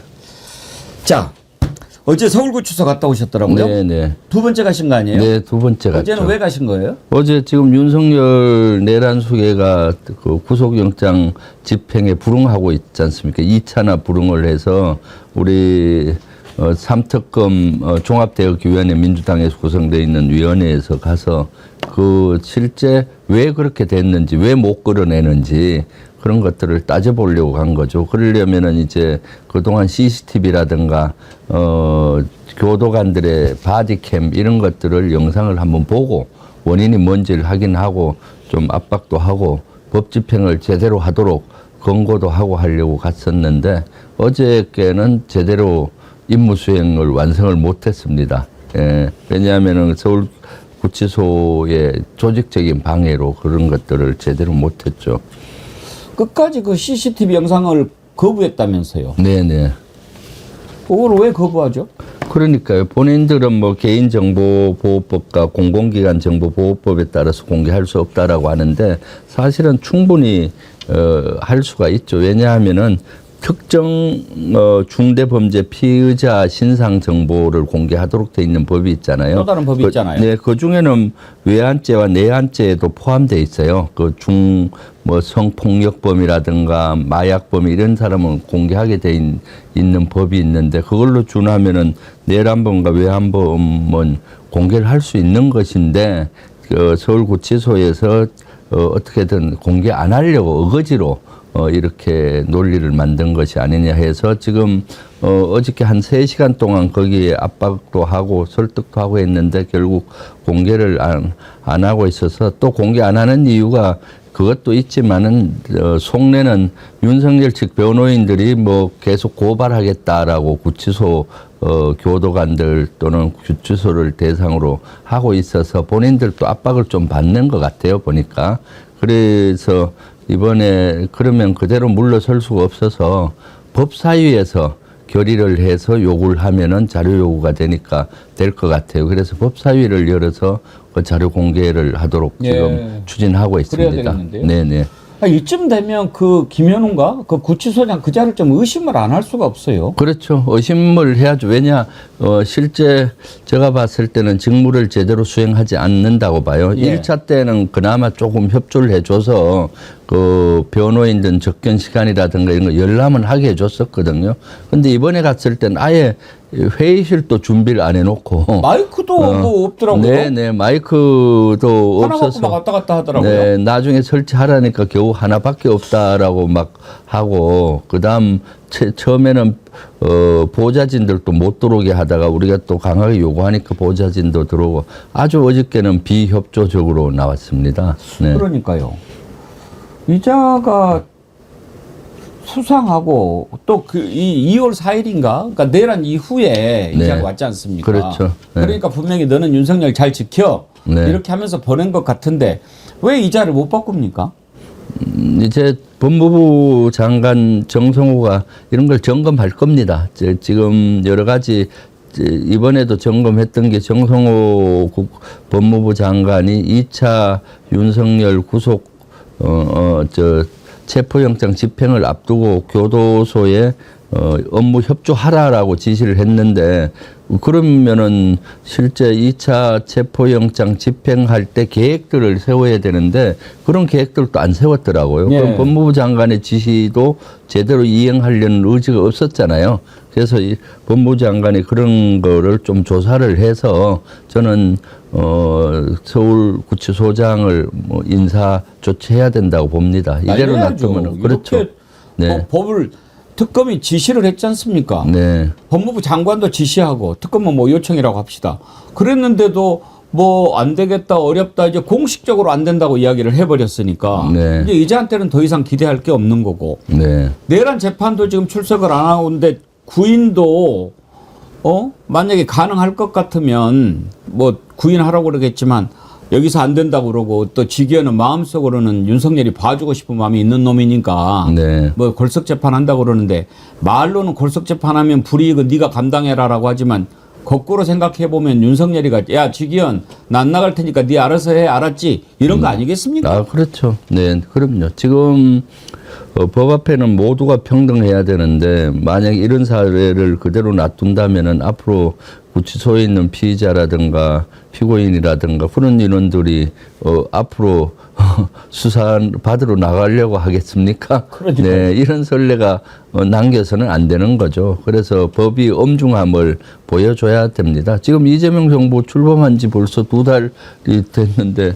저렇게 법치가 안 이루어지고 있잖아요. 그래서 저는 서울구치소 이러한 행태에 대해서도 조사를 하고 그러한 잘못에 대해서는 시시비비를 가려서 인사조치까지 해야 된다고 봤습니다. 어저께는. 윤석열이 묵고 있는 그 방은 가서 볼 수는 없습니까? 볼 수는 있는 방법이 실제 어저께도 그런 방법을 한번 강구해 보려고 했어요. 윤석열이가 변호인 접견하는 시간에 예. 가면은 볼 수 있다 그러더라고요. 그래서 그런 것들의 허점 그런 걸 한번 추진해 보려고 했는데 어저께는 그것까지는 이루어지지 않고 제일 중요한 것은 어제는 CCTV하고 바디캠을 좀 우리가 보는 거였거든요. 그러면 실제 1차 체포영장 집행과 2차 체포영장 집행에서 뭐가 문제인지, 왜 그런지 이런 것들을 알고 요구를 한 다음에는 꼭 체포영장 집행이 될 거 아닙니까? 거기에 포커스를 맞추었는데 어제 가서 토의를 하다 보니까 윤석열이가 변호인 접견하는 사이는 비어 있잖아요. 예. 그럴 때는 보게 할 수가 있겠다라고 법률가 출신 우리 국회의원들이 얘기를 해서 다음에는 그런 것도 한번 추진해보자라는 얘기가 오간기도 했죠. 아니 제일로 궁금한 게 윤석열이 묵고 있는 그 방 왼쪽 오른쪽 방을 비워놨다는 말이 있었어요. 네, 비워놨다고 그때 얘기를 예, 했습니다. 실제로 비워져 있는지 네. 그 비워놓으면 됩니까? 지금 뭐 그렇지 않아도 과밀이라고 그러면서. 네, 그러니까 그건 뭐 구치소 측에서는 경호 목적이라고 하는데 편의를 봐주는 거죠. 왜냐하면 여기서 옆방에서 큰 소리 치면 이쪽 방이 들리잖아요. 예. 그러니까 소음 문제도 있을 것 같고 그럼 조용할 것 같고 또 옆에서 예를 들어서 윤석열 욕하는 사람들도 있을 거 아니에요. 목소리 큰 놈 하나 옆에다 딱 눕혀놓고 계속 소리 지르게 하면 되죠. 뭐. 네, 그러니까요. 보니까 복도 측 거기 구치소를 가보니까 복도 통로에는 예. 창문이 없더라고요. 이쪽 다용도실에는 많은 분들이 사시는 데는 8명까지 수용되는 실이 있던데 거기에는 창문이 있는데 아예 유리창이 없이 복도에서 다 관찰이 되더라고요. 예. 그러니까 그런 데서 소리 지르면은 소리 얘기하면 다 들리죠. 옆방이 다 들리는 거죠. 네. 홍거방이라고 그러죠. 네, 홍거방. 참 예. 홍거방에는 네, 단독방을. 독방에 이제 지금 네. 있는데 네. 그것도 양쪽에 비워놓고 뭐 네. 그렇게 하고 있냐 이거죠. 네. 이제 오늘 김건희가 구속될 거 아닙니까? 네. 구속될 거라고 보시죠? 저는 뭐 구속될 거라고 확신합니다. 예. 증거가 넘치잖아요. 구속될 사유들이. 증거 인멸 시도한 네. 것 좀 보십시오. 근데 네. 지금 생각해 보면은 그때 당시에 특검이 김건희 오빠 장모 집에서 목걸이를 찾아냈잖아요. 네. 대단하다 했는데 지금 보면 서희건설에서 사준 것 같은데 네. 그 모조품이 거기서 발견됐잖아요. 네. 그러니까 모조품을 숨겨놓고 슬그머니 말을 흘려가지고 네. 그쪽에다가 했다. 그런 식으로 오히려 역정보를 준 것 같아요. 네, 그렇죠. 김건희도 손자병법 좀 보는가? 김건희는 이런데 머리가 돌아가는 게 빠른 걸로 보이는데 아마 그것이 문제가 되니까 아마 변호인들하고 뭐 또 워게임을 많이 하지 않았겠습니까? 그렇겠죠. 네, 그래서 본인들이 빠져나갈 구멍으로 모조품을 사서 뭐 이렇게 해서 마치 그걸로 이렇게 하려고 하는. 그런데 그런 주장들이 예전에 모조품을 어머니한테 사줬는데 빌렸다 뭐 이런 얘기들을 했던 것 같은데 사준 시점하고 모조품이 나온 시점하고 또 다르잖아요. 예. 네. 말이 안 되는 얘기죠. 네, 네. 진품이 나오기 전에 모조품을 샀다는 거니까. 그래서 그런 것들을 나름 악규를 맞추기 위해서 노력을 했는데 디테일하게 그런 허점이 있을 거 아니에요. 그런 것들을 내란 특검이 김건희 특검에서 잘 파고들고 있다라고 보여집니다. 네. 김건희는 이제 남부구치소에서 대기를 하지 않습니까? 네네. 남부구치소에 있게 될 것 같은데 혹시 차제에 남부구치소장은 또 어떤 자인지도 좀 확인을 해야 되지 않겠습니까? 아, 그렇죠. 확인해 봐야 되겠습니다. 예. 네네. 남부구치소장은 네. 그러니까 이제 서울구치소는 어차피 윤석열이 그쪽으로 갈 거니까 그때 당시에 법무부 장관 그때는 박성재가 탄핵 직무정지였기 때문에 법무부 차관이 임명을 했을 거거든요. 네네. 근데 남부구치소까지는 손을 못 뻗쳤을 거니까 이번에 이제 남부구치소 가가지고 김건희한테 특별 대우 해준다든지 또는 뭐 나오라는데 안 나와가지고 구인해야 된다라든지 그럴 때 윤석열 재판이 되지 않도록 네. 좀 미리 좀 단디해야 될 것 같습니다. 네. 그리고 구치소에서 시위에 관한 법도 좀 법을 손을 봐야 되겠더라고요. 구치소 입구에 가면은 예. 극우 세력들이 거기서 그래요. 뭐 크락션이고 뭐 여러 가지 계엄을 하면서 그 앞에서 저희들이 기자회견 하는데 말이 안 들릴 정도로 방해를 예. 하더라고요. 그래서 구치소 들어갔더니 그 걸음 목소리와 마이크 소리가 구치소 안에도 들린대요. 그러면은 그런 소음 때문에 또 재수자들이 고통을 겪을 수도 있고 또 윤석열 같은 내란 수계는 또 착각을 하는 거죠. 저 멀리서 자기 응원한다고. 예. 네. 그래서 아마 구치소 정문으로부터 한 100m라든가 이런 이격되어서 예. 이제 그런 시위를 가능한 뭐 이런 것들의 법이 집시법 좀 개정하면 되는 거 아닙니까? 네네 그런 것도 필요하다고 예. 이번에 느꼈습니다. 고정시설이나 네. 뭐 행영시설, 네. 수용시설은 뭐 몇 미터 이내에서는 네. 집회나 시위를 못하게 그러니까요. 그렇게 법을 좀 개정할 필요가 있겠네요. 네, 그게 필요하겠더라고요. 예. 아이고 정문 옆에 막 거의 뭐 많은 분들이 와서 극우 세력들이 그렇게 뭐 나팔 불고 뭐 크게 스피커 틀어놓고 이렇게 하니까 구치소에 있는 재소자들도 뭐 좀 괴로움을 느낀다고 하더라고요. 그런데 이제 윤석열은 그것이 지 응원의 목소리로 착각하고 계속 그러니까요. 네. 하여튼지 아직도 보면은 내란이 한 10% 정도도 진압이 안 됐다는 생각이 들어요. 네, 그렇습니다. 이거 하고 있는 거 보면은 내란 세력이 곳곳에 예. 이 뿌리를 깊게 파고들었다고 봅니다. 네. 한덕수랑 추경호랑 7분간이나 통화했다는 사실도 지금 드러나지 않습니다. 네, 네. 그러니까 저는 그걸 보고 왜 한덕수가 그렇게 기를 쓰고 대통령 후보가 되려고 했는지 네. 왜 추경호가 그렇게 헌재 앞에서 혼자서 시위하고 자빠져 있었는지 네. 이제 그 이유를 좀 알겠더라고요. 네, 그럼요. 그런 사람들도 내란에 깊게 관여했다고 저는 보고 있거든요. 그러니까 그 명명백백히 수사를 통해서 밝혀야 되는 거고요. 또 지금 보면은 한국예술종합대인가 한예종 같은 데도 그때 폐쇄를 했다 하잖아요. 12.3 내란 이후에. 그 12.3 내란이 발령이 되고 나서 학교를 폐쇄하고 학생들을 내보냈다 이런 의혹이 있었는데 그런 의혹을 제가 지난주에도 한번 제기를 했더니 내란 특검에서 그런 것조차도 그런 걸 이제 수사를 시작을 했더라고요, 보니까.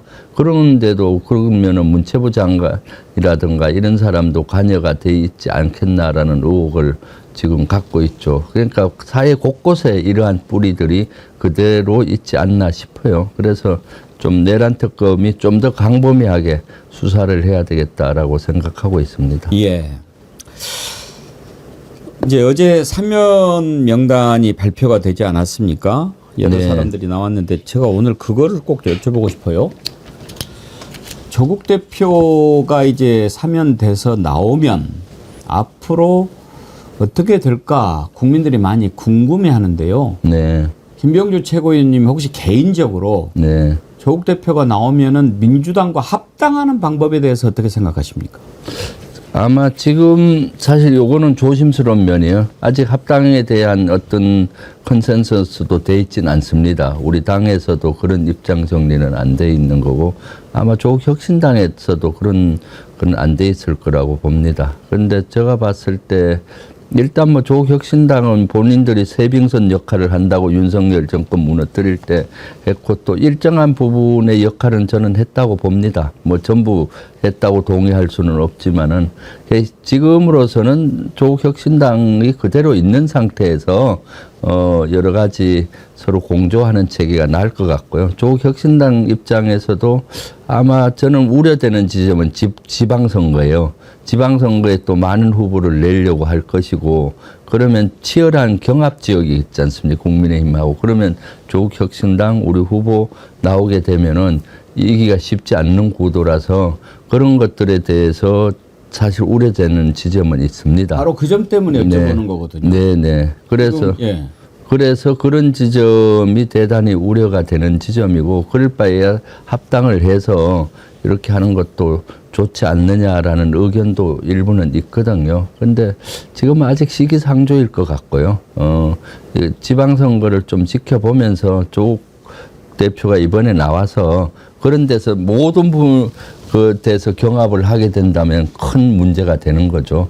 그러니까 새빙선의 역할을 했으면은 그 역할에 충실히만 하고 나중에 이제 적당한 시점에 합당하는 것도 좋은 방법이라고 저는 개인적으로는 생각합니다.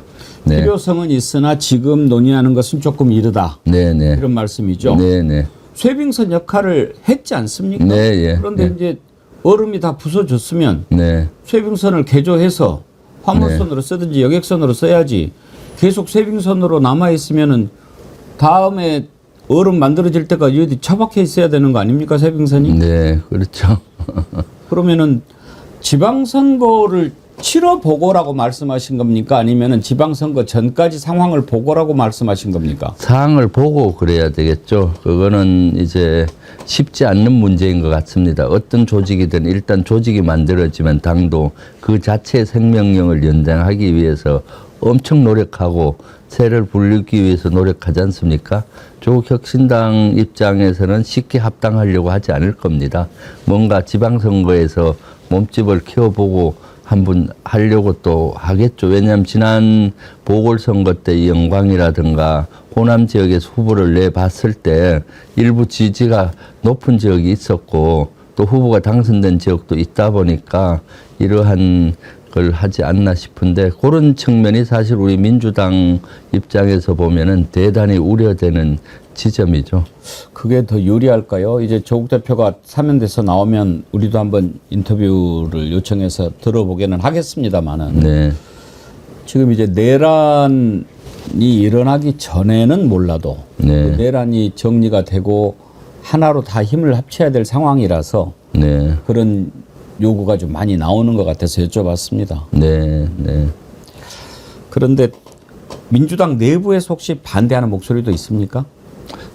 내부에서도 있을 수 있죠. 네, 왜냐하면은 사실 조국 혁신당에 대해서 좋게 생각하는 우리 당원들도 있지만은 또 거기에 각을 세우는 당원들이나 분들도 꽤 있거든요. 그렇습니까? 네네. 지역구가 겹치는 것 때문에 그렇습니까? 지역구도 그렇고 세빙성 역할을 하도록 돼 있는데 제대로 하지 못했다라고 생각하시는 분도 있지만은 큰 틀에서 보면 어떻게든 12.3 내란을 겪으면서 조국 혁신당과 우리가 같이 야권이 같이 싸웠지 않습니까? 그렇기 때문에 정서적으로는 같이 가야 되는 그런 측면이 있기 때문에 저는 언젠가는 빨리 합당을 하는 것이 좋겠다라는 생각을 하는데 조국 혁신당에서는 조국 대표 이제 사면 복권이 돼서 8월 15일에 나올 거 아닙니까? 그럼 또 새로운 길을 모색하지 않을까 하는 우려도 하고 있죠. 네. 알겠습니다. 이제 사면은 대통령의 고유 권한이기 때문에 뭐 소속 최고위원으로서 뭐 평가하는 것이 조금 부담스러우시긴 하겠습니다만은 전체적으로 이번 명단 보고는 어떻게 생각하십니까? 이번에 사실은 방점은 민생과 국민통합 여기에 포커스를 더 있고 특히 그 민생 분야죠. 대다수가 생계형 사범들을 사면한 거고요. 이들을 다시 일어날 수 있는 기회를 준 거거든요, 실제. 그리고 정치인 사면은 인원이 좀 극소수인데 또 불구하고 실제 이슈의 정점에서는 정치인들이 나와 있잖아요. 조국부터 해서 윤미향이라든가 여러분들 나와 있는데 사실 뭐 조국 대표 같은 경우는 검찰 독재의 어떤 무도한 어떤 탄압 수사 이런 거에 희생된 측면도 저는 있다고 보거든요. 그래서 그런 것들이 충분히 감안을 해서 이재명 대통령께서 결정을 내렸다라고 생각하기 때문에 이재명 대통령님의 이러한 결정에는 저는 존중하고요. 예. 네. 알겠습니다. 방금 전에 속보 들어온 거 보니까 한미 정상회담 25일로 날짜가 이제 확정이 됐더라고요. 네. 그때쯤 할 거라고는 생각을 했습니다만은 그러면 이제 24일부터 26일까지로 기간이 돼 있는데 가장 큰 거라면 역시 이제 관세 협상에 관해서 마무리를 짓는 이런 것이 있을 거고 한미 안보 문제 또 주한 미군 관련된 문제 이런 부분들 논의가 되겠죠? 네, 그런 분야도 될 것 같고 또 북한 문제가 가장 주가 되지 않겠나 저는 생각하고 있거든요. 트럼프 대통령이 제일 관심을 갖고 있는 분야 중에 하나가 북한 문제잖아요. 그래서 지난번에 관세협상장 만났을 때도 제일 먼저 김정은 잘 있냐 물었다고 트럼프 대통령이 취임하고 취임식 날인가요? 그때 축하연에서 주한미군 사령관 하상으로 등장을 시켜서 축하연에서 하상 통화할 때도 김정은 잘 있냐를 먼저 물었다고 그래요. 그만큼 북한 문제에 대해서 대단히 관심이 많다. 왜냐하면 일기 집권 과정에서 트럼프 일기 때 평화의 문턱까지 갔었지 않습니까? 완전히 하노이 노딜로 인해서 다시 원위치 되긴 했지만은 거기에 대한 미련이 있을 거라고 봅니다. 그래서 북한을 어떻게 다시 대화의 물꼬를 터서 평화 체계를 만들고 북한을 미국에 유리하게 이렇게 가지고 갈 것인가에 대해서 대단히 전 관심이 많다고 봐요. 이번 주 사실은 푸틴 러시아하고 정상회담을 하잖아요. 15일 날 하는 걸로 알고 있는데 곧 끝나면은 우크라이나 젤렌스키하고도 그 푸틴하고 하도록 연결을 해주고 하기 때문에 그럼 어느 정도 우크라이나 전쟁이 종전으로 가는 길을 가고 있기 때문에 그 다음 수순은 트럼프 머릿속에는 북한일 겁니다. 그렇기 때문에 저는 이번 정상회담에서는 한미동맹을 강화하고 첫 대면이니까 우위를 다지면서도 북한 문제에 대해서 좀 트럼프의 생각을 얘기하지 않을까 싶습니다. 네. 그게 제일 큰 문제일 수 있겠죠. 우리가 이제 걱정하는 것은 트럼프가 북한에 대해서 지난번에 못한 문제도 있고 또 지금 말씀하시는 것처럼 이제 우크라이나 풀고 이스라엘도 풀고 북한까지 풀면 노벨 평화상 수준도 좀 있을 거고 트럼프가 그러지 않겠습니까? 네, 그렇죠. 우리가 이제 걱정하는 것은 북한하고 이렇게 문제를 풀어가는 과정에 우리를 패싱해버리지 않을까. 이런 네. 부분이 제일 신경 쓰이는 거 아닙니까? 그럴 가능성은 있지만 사실 그 한반도 문제에서는 우리가 주도될 수밖에 없습니다. 미국 입장에서는 우리가 같이 가야 북한 문제를 푸는 것이지 형식상으로 김정은하고 뭐 같이 얘기를 한다고 한들 우리 한미 동맹의 기반으로 이렇게 같이 가야 되기 때문에 패싱하지는 않을 것이다. 패싱할 수도 없고요. 그런 경험이 있어가지고 네, 약간 좀 빼놓고 하려고 하다가 네. 우리가 이제 기어들었는데 그때는 문재인 정부가 조금 만만히 보여서 그랬을까요? 문재인 정부 때도 사실은 그 중재를 했던 것은 초기에 문재인 대통령이셨고요. 그 북한에도 평창 동계올림픽에 초청하면서 평화의 물꼬를 텄고 트럼프에게도 그때 트럼프가 그 직전까지는 전쟁까지 불사하겠다고 했었거든요. 핵버튼 서로 누가 더 큰가 보자 하고 할 정도로 긴장이 최고도로 올라가고 트럼프도 전쟁까지 불사하겠다고 했을 때 문재인 대통령께서 정부에서도 트럼프 정부에 설득을 한 것이고요. 그거 안 된다. 평화의 물꼬를 털자. 그리고 평창 동계올림픽에 올 테니까 거기 또 미국 연결을 해주고 그렇게 다 주도를 했습니다. 하는데 이제 의제 과정에서나 예를 들어서 판문점에서 트럼프하고 김정은 만나고 할 때 그때 조금 뭐 패싱을 했다 이런 것들이 있긴 했지만은 그래도 계속 정보 공유는 했었는 거죠. 그래서 큰 틀에서는 문재인 정부에서도 실제 미국이 문재인 정부를 패싱한 건 아니다. 근데 얘기하다 보면은 어떻게 둘이 얘기한 걸 또 우리 정부에게 전달을 늦게 했을 수도 있고 그런데 그걸 이제 언론에서는 가대하게 패싱 당했다 뭐 이렇게 보는데 한반도 문제에서는 우리 정부가 주도될 수밖에 없고 또 그렇게 해야 되는 거죠. 네. 근데 이제 한미 정상회담을 앞두고 주한 미군 사령관이 공개적으로 발언을 하면서 주한 미군은 숫자가 중요한 게 아니고 케이퍼빌리티가 중요하다 이렇게 얘기를 해서 이거는 무슨 의미일까 우리가 궁금해하거든요. 네.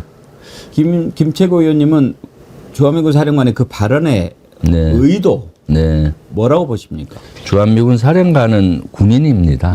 정치인이 아니고 그래서 말을 실제 막 돌려서 정치적인 외교적인 언어로 잘 안 씁니다. 그래서 그 액면 그대로 받아들이는 것도 나쁘지 않다. 실제 주한미군 지금은 숫자가 중요한 게 아니라 무기의 우수성이 더 중요한 시대거든요. 그렇기 때문에 주한미군의 어떤 능력 향상 그러니까 첨단 무기를 배치하고 뭐 이런 거에 대해서 좀 더 방점을 찍지 않았나 싶고요. 지금 저희가 예를 들어서 군을 얘기한다고 할 때도 지금은 인원이 중요한 게 아니라 무기의 수준, 질적 향상이 중요하다. 뭐 무인 체계라든가 뭐 우주, 미사일 이런 거지 않습니까? 그렇게 받아들이는 게 맞을 것 같고요. 한미 정상회담을 앞두고 미리 이렇게 뭐라고 할까 분위기 조성을 위해서 그렇게 했다라고는 안 보이는데 조금 더 가면은 수보다 능력이 중요하다라고 했을 때 제가 봤을 때는 해공군의 능력을 좀 더 증강을 시키고 주한미군에서 그리고 육군 같은 경우는 이제 순환 배치 개념을 조금 더 적용하겠다라는 의미가 들어갈 수 있습니다. 지금 순환 배치는 미 2사단에 보병 여단이 2개 여단이 있습니다. 원래는 한 3개 여단이 있어야 되는데 2개 여단밖에 없는데 1개 여단은 계속 상주를 하는데 1개 여단은 여기 한 6개월이나 8개월 근무하고 뭐 또 다른 부대가 들어와서 계속 순환하거든요. 로테이션으로. 그렇게 해서 여기서 와서는 주로 훈련을 위주로 하죠. 그래서 나머지 1개 여단도 한다면 순환 배치를 한다든가 그런 의미가 조금 더 가미된 것이 아니냐라는 생각을 저는 하고 있습니다. 뭐 지금 그렇게 말씀하시니까 뭐 그럴 수도 있겠다. 그렇게는 생각이 됩니다만 그래도 또 일개 병사가 아니고 주한미군 사령관이면은 정치적 발언까지는 아니더라도 정무 감각은 있어야 되는 자리이고 그리고 또 한미정상회담을 앞두고 있는 상황에서 그렇게 얘기를 했기 때문에 주한미군 감축을 시사하는 거 아니냐 이렇게 해석하는 사람들이 꽤 있었어요. 네, 그렇죠. 근데 아무래도 지금 트럼프도 그동안에 계속 주한미군과 관련해서 막 좀 네거티브한 얘기를 많이 하지 않습니까? 네, 예.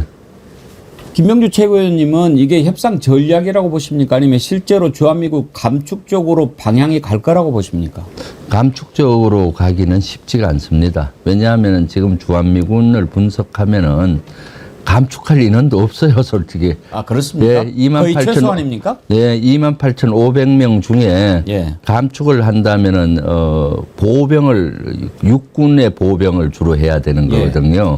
근데 사실 조금 전에도 말씀드렸지만은 이 사단 자체도 원래 보병 3개 여단인데 아예 예전부터 2개 여단은 1개 여단이 감축되고 2개 여단밖에 없어요. 그 중에 1개 여단은 상주하고 1개 여단은 순환하는 그 정도지 나머지 부대는 해군이나 공군 이런 지휘부들이 주로 있는 거고 전투근무 지원이라 해서 보급 부대들 이런 부대들이 있습니다. 전시가 되면 한미동맹 정신으로 미국의 많은 부대가 증원해 오잖아요. 예. 증원해 왔을 때 이거를 부대를 편성하고 배치하고 할 수 있는 기반으로 갖추고 있는 군만 있기 때문에 아니요, 죄송합니다.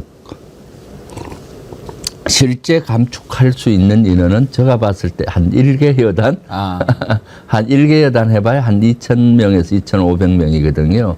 그리고 맥심은 이 사단을 다 철수한다 해도 한 2개 여단 규모, 그 정도밖에 안 됩니다. 그러면 육군이 전혀 없잖아요. 그렇게 하지는 않죠. 최소 육군은 있어야 미국의 많은 전시에 증원되는 병력 육군들을 또 받아서 전투력을 유지하고 보급 체계를 하기 때문에 사실 주한미군 감축 할 병력도 저는 그때 연합사 부사령관 할 때 쭉 분석해 보니까 감축을 그때도 감축한다 뭐 이런 그랬죠. 얘기가 수시로 늘 언론에서 특히 미국 조회에서 그런 얘기들을 하는 학자들이 많아요. 정치인도 많고. 그런데 그것은 별로 제대로 분석을 못한 것이다라고 보여져요. 그래서 그런데 트럼프는 그 숫자도 늘 잘못 알고 얘기하잖아요. 주한미군 4만 5천 명이다. 좀 알고나 이야기하면 좋은데 4만 5천 명. 트럼프가 그런 게 한두 가지가 아니니까요. 그러니까 그거는 이제 너무 우리가 거기에 너무 신경 안 써도 될 것 같아요. 네, 사실 미군 내에서도 미국 그 군인들은 감축하면 안 된다는 생각을 늘 하고 있더라고. 제가 연합사 부사령관 할 때도 그때도 트럼프는 그런 생각을 하고 있었거든요. 그래서 그때 연합사령관들도 트럼프가 갑자기 럭비공처럼 이렇게 얘기하면 어떡하냐. 여기 감축할 일은 어디 있냐. 그 당시 연합사령관들도 한국에는 감축할 일은도 거의 없다. 그런데도 보면은 그 방위비 분담금 안 내면 감축을 하니 뭐 이렇게 엄포를 놓는데 그때 오히려 미국 장군들이 더 우려하더라고요. 그래요. 예. 이재명 정부 안에 전시작전권을 환수하겠다는 것이 공약사항이었죠. 네네. 그러면은 그 부분은 어떻게 우리가 전시작전권 환수 얘기하면 미국이 좀 불쾌해합니까? 그거는 뭐 불쾌한 거는 아니고 이미 2006년도부터 계속 준비를 해왔고 지금도 주기적으로 전작권 전환을 위한 한미 협의를 하고 있습니다.